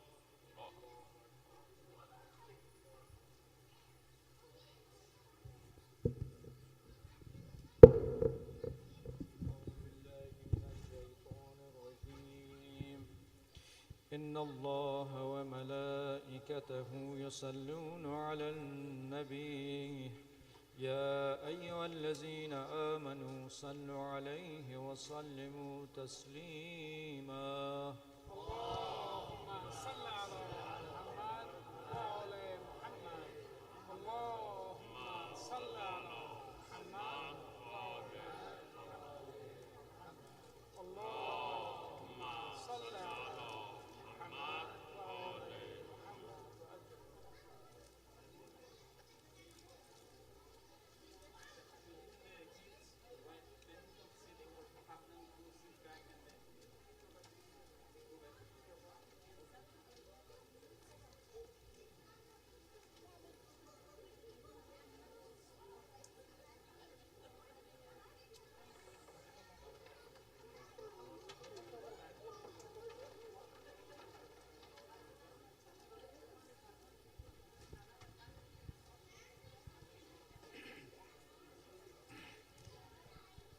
بسم الله الرحمن الرحيم اللهم إنه ليس لي علم بموضع رزقي وإنما أطلبه بخطرات تخطر على قلبي فأجول في طلبه البلدان فأنا فيما أنا طالب كالحيران لا أدري في سهل هو هم في جبال أم في أرض أم في سماء أم في بر أم في بحر وعلى يدي من ومن قبل من وقد علمت أن علمه عندك وأسبابه بيديك وأنت الذي تقسمه بلطفك وتسببه برحمتك اللهم فصل على محمد وآله واجعل يا ربي رزقك لي واسعا ومطلبه سهلا ومخزه غريبا، ولا تعنني بطلب ما لم تقدرني في رزقا، فإنك غني عن عذابي وأنا فقير إلى رحمتك، فصل على محمد وآله وجد على عبدك بفضلك إنك ذو الفضل العظيم. الله.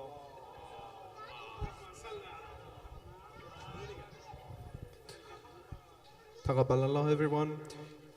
So I'm going to ask everybody to please take their seats again, and my brothers to help me pick up the prayer mats.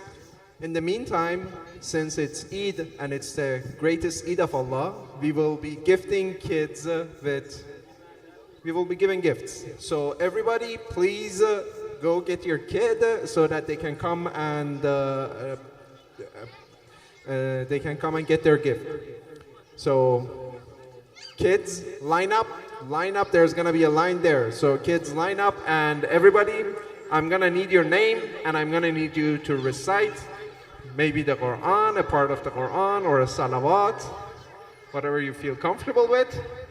So all parents, if you can, please have your kid, find your kid to come up right now.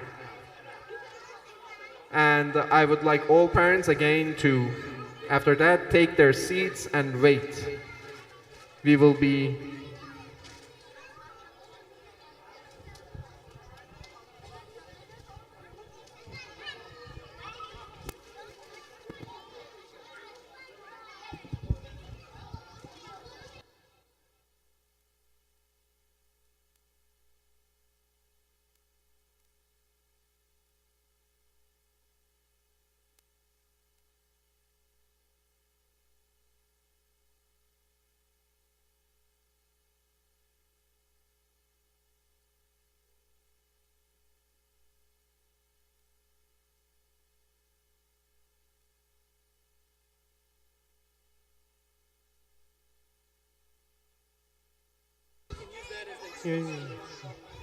So we're gonna have the kids line up according to their height. So everybody line up according to your height. So you gotta go back. So go back, and I mean, she's shorter, so line up, yeah, with respect to your height. Yes. Shorter kids to the front, not to the front. Like, I mean, other people should need to go back, so that, because there isn't enough space here.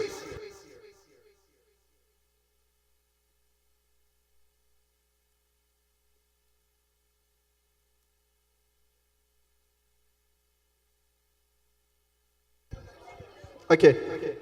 So, Bismillah. We can start.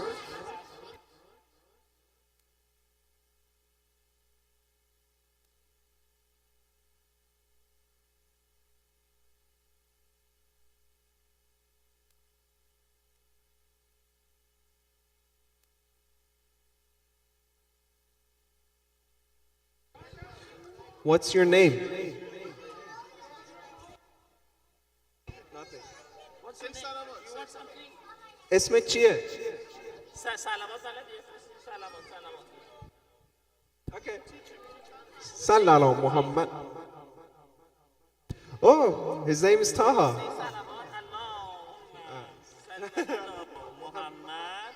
Okay, he's too shy. Give him his gift. What's your name? Farhad, can you send a salawat? Salawat. Allahumma salli ala Muhammad wa ali. What's your name? What's your name? اسمك چیه؟ آفرین تیام. قل هو الله. I cannot say.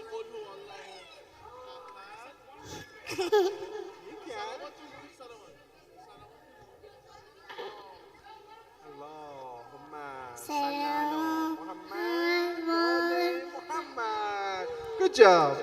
What's your name? Nura. Noura, can you say salawat? Can you read the Quran? Okay, let's say salawat.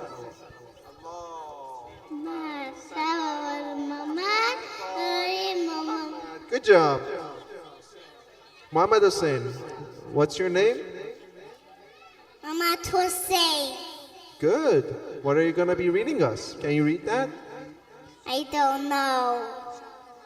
Sarhamardam Sirastar Kuwate Parvardigar La Falta Elach Ali La Saif Elach Sulfalgar. MashaAllah. Loud salawat for him. What's your name? Dunya. Dunya. Can you say in the salawat? Salam. Sallallahu Muhammad wa ali Muhammad. What's your name? Solayman. Solayman. Can you say salawat? Oh. Allah. Muhammad wa ali Muhammad. Thanks, Solayman. Go on. What's your name? Amadera. What are you going to be reciting for us? Do you want to read the Quran? I don't know how to. Okay. Do you want to send the salawat?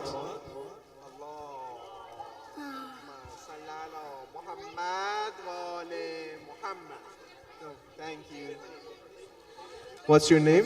Sumaya Fatima Hussaini. Good job, Sumaya. What are you going to be reciting? Aisha. Bismillahirrahmanirrahim.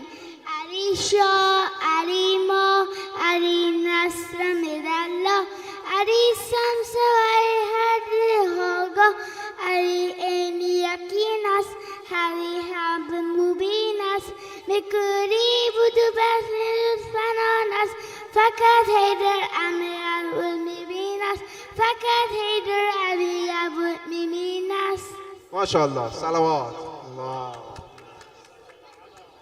What's your name, Sofan?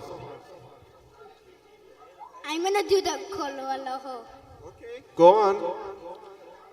Bismillahirrahmanirrahim. Kul Wallahu Ahad. Allahu Samad. Lam Yalid Walam Yulad Walam Yakul Lahu Kufuwan Ahad. Good job. Salawat. Allah. What's your name, Sakina? I don't know. Do you want to send the salawat? Allahu Akbar. Allahumma salli ala Muhammad. Good job. What? اسمت چیه؟ زینت. salawat میخوای بفرستی یا قرآن میخونی؟ صلوات. اللهم صل على محمد و آل محمد و جفرجا. Merci. Send a loud salawat for her. What's your name? Amor. Do you want to send the salawat? Go on. Bismillahirrahmanirrahim. Rabbil Malikin Nas, Elohim Nas, Najaras Wasakhanat, Allah Fasa Sufi Studinat, Medinatin Lanos. Loud salawat for him. What's your name? Amin. Amir, what do you want to read for us? Salabat. Go on. Allah. Allah Samad. Allahumma salli ala Muhammad. Yali Muhammad. Good job. Go on. What's your name? Elena. Elena, what are you going to read? A salawat? Go on. Allahumma salli ala Muhammad. Good job, Elena. What's your name? Yusuf. What are you going to be reading, Yusuf? Surat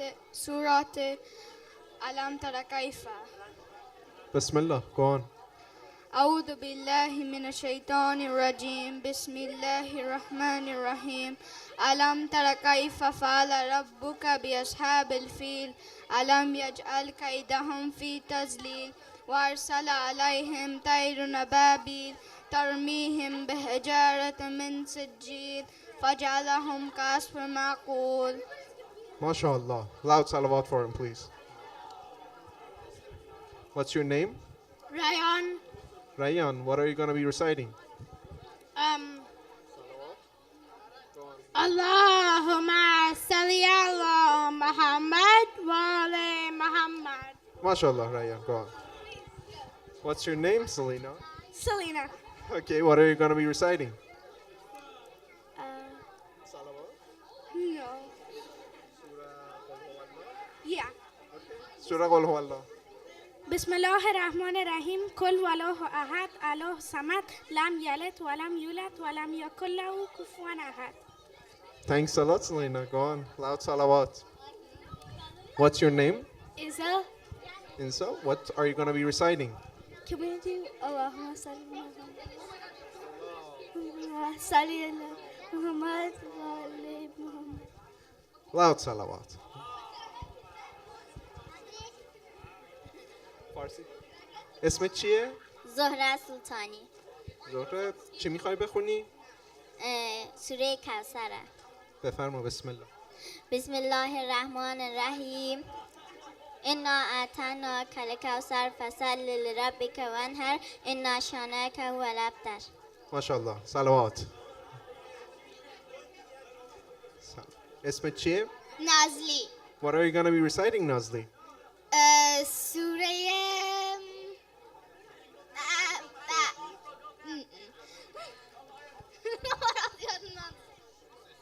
سوره حمد. بسم الله. بسم الله الرحمن الرحیم الحمد لله رب العالمین الرحمن الرحیم مالک یوم الدین ایاک نعبد و ایاک نستعین اهدنا الصراط المستقیم صراط الذین انعمت علیهم غیر المغضوب علیهم ولا الضالین. MashaAllah. Salawat. Allah. He already got it. Yep, he did. What's your name? Zahra. What are you going to be reciting, Zahra? Allahumma salli ala Muhammad wa ala Muhammad. MashaAllah, Zahra. Surah Nas میخونین؟ بسم الله الرحمن الرحیم قل اعوذ برب الناس مالک الناس اله الناس من شر وسواس الخناس الذي يوسوس في الناس من الجنة والنار. MashaAllah. Thank you. Salawat. What's your name? Mateen. Mateen, what are you reciting? Surah Tawheed or Salawat? Salawat. Allahumma salli ala Muhammad wa ala Muhammad. MashaAllah. What's your name? Ilyas. Elias, what are you reciting? Huh? Are you reciting Quran or Salawat? Salawat. Allahumma salli ala Muhammad wa ala Muhammad. Hajj al-Fajr. MashaAllah. Amir, what's your name? Amir. Oh, sorry. Mujtaba, what are you reciting? Dua Faraj. Bismillah. بسم الله الرحمن الرحيم اللهم قل لوليك أن هجب ابن الحسن صلواتك عليه وعلى أباه في هذه الساعة وفي كل ساعة وليا وحفظا وقائدا وناصرا ودليلا معينا حتى تسكنه أزكته وتمتعه به طويلا برحمتك يا أرحم الراحمين. Salawat. Amir, what are you reciting? The universal truth. Okay, go on. Alhamdulillah, ashhadu an la ilaha illallah wahdahu la sharika lah wa ashhadu anna Muhammadan abduhu wa rasuluh. Allahumma salli ala Muhammad wa ala Muhammad. MashaAllah. Allahumma salli ala Muhammad. Amin, what are you reciting? My favorite dua. Which is Bismillah. اللهم كل وليك الحجة ابن الحسن صلواتك عليهم وعلى آبائه في هذه الساعة وفي كل ساعة وليا وحافظا وقائدا وناصرا ودليلا وعينا حتى تسكنه أرضك طوى وتمتعه فيها طويلا. صلوات.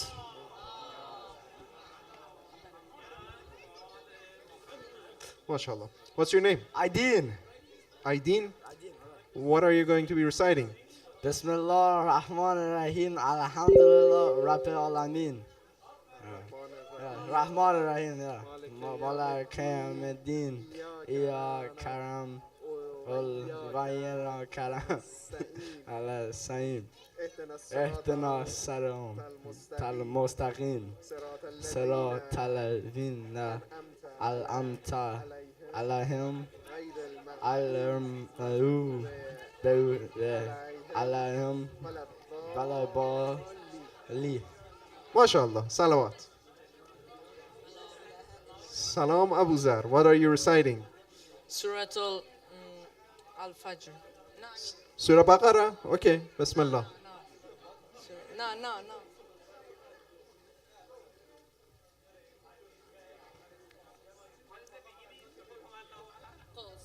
قل هو الله أحد بسم الله الرحمن الرحيم قل هو الله أحد الله الصمد لم يلد ولم يولد ولم يكن له كفوا أحد.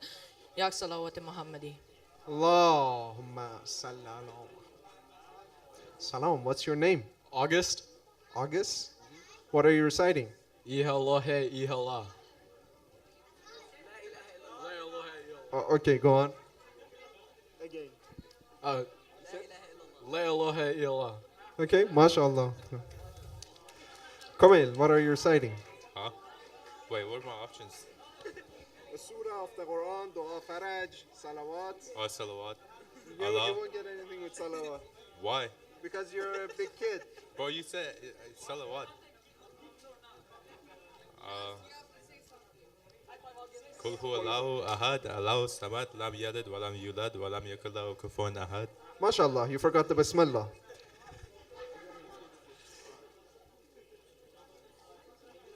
Muhammad, what are you reciting?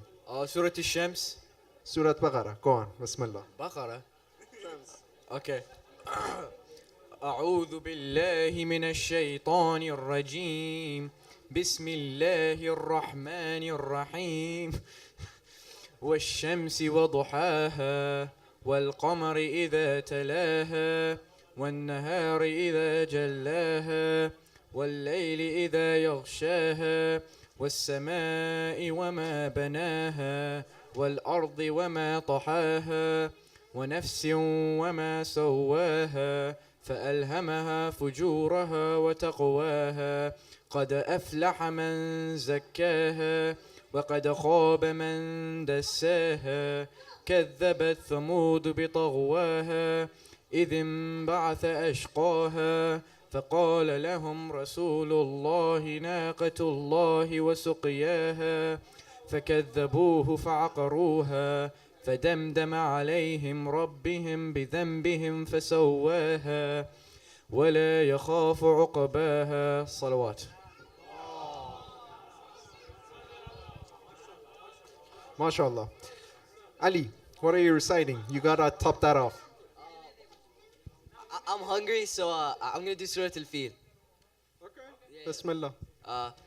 بسم الله الرحمن الرحيم ألم تر كيف فعل ربك بأصحاب الفيل ألم يجعل كيدهم في تضليل فأرسل عليهم طيرا أبابيل ترميهم بحجارة من سجيل فجعلهم كعصف مأكول.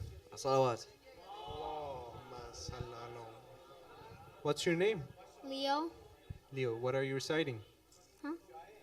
Salawat. Salawat.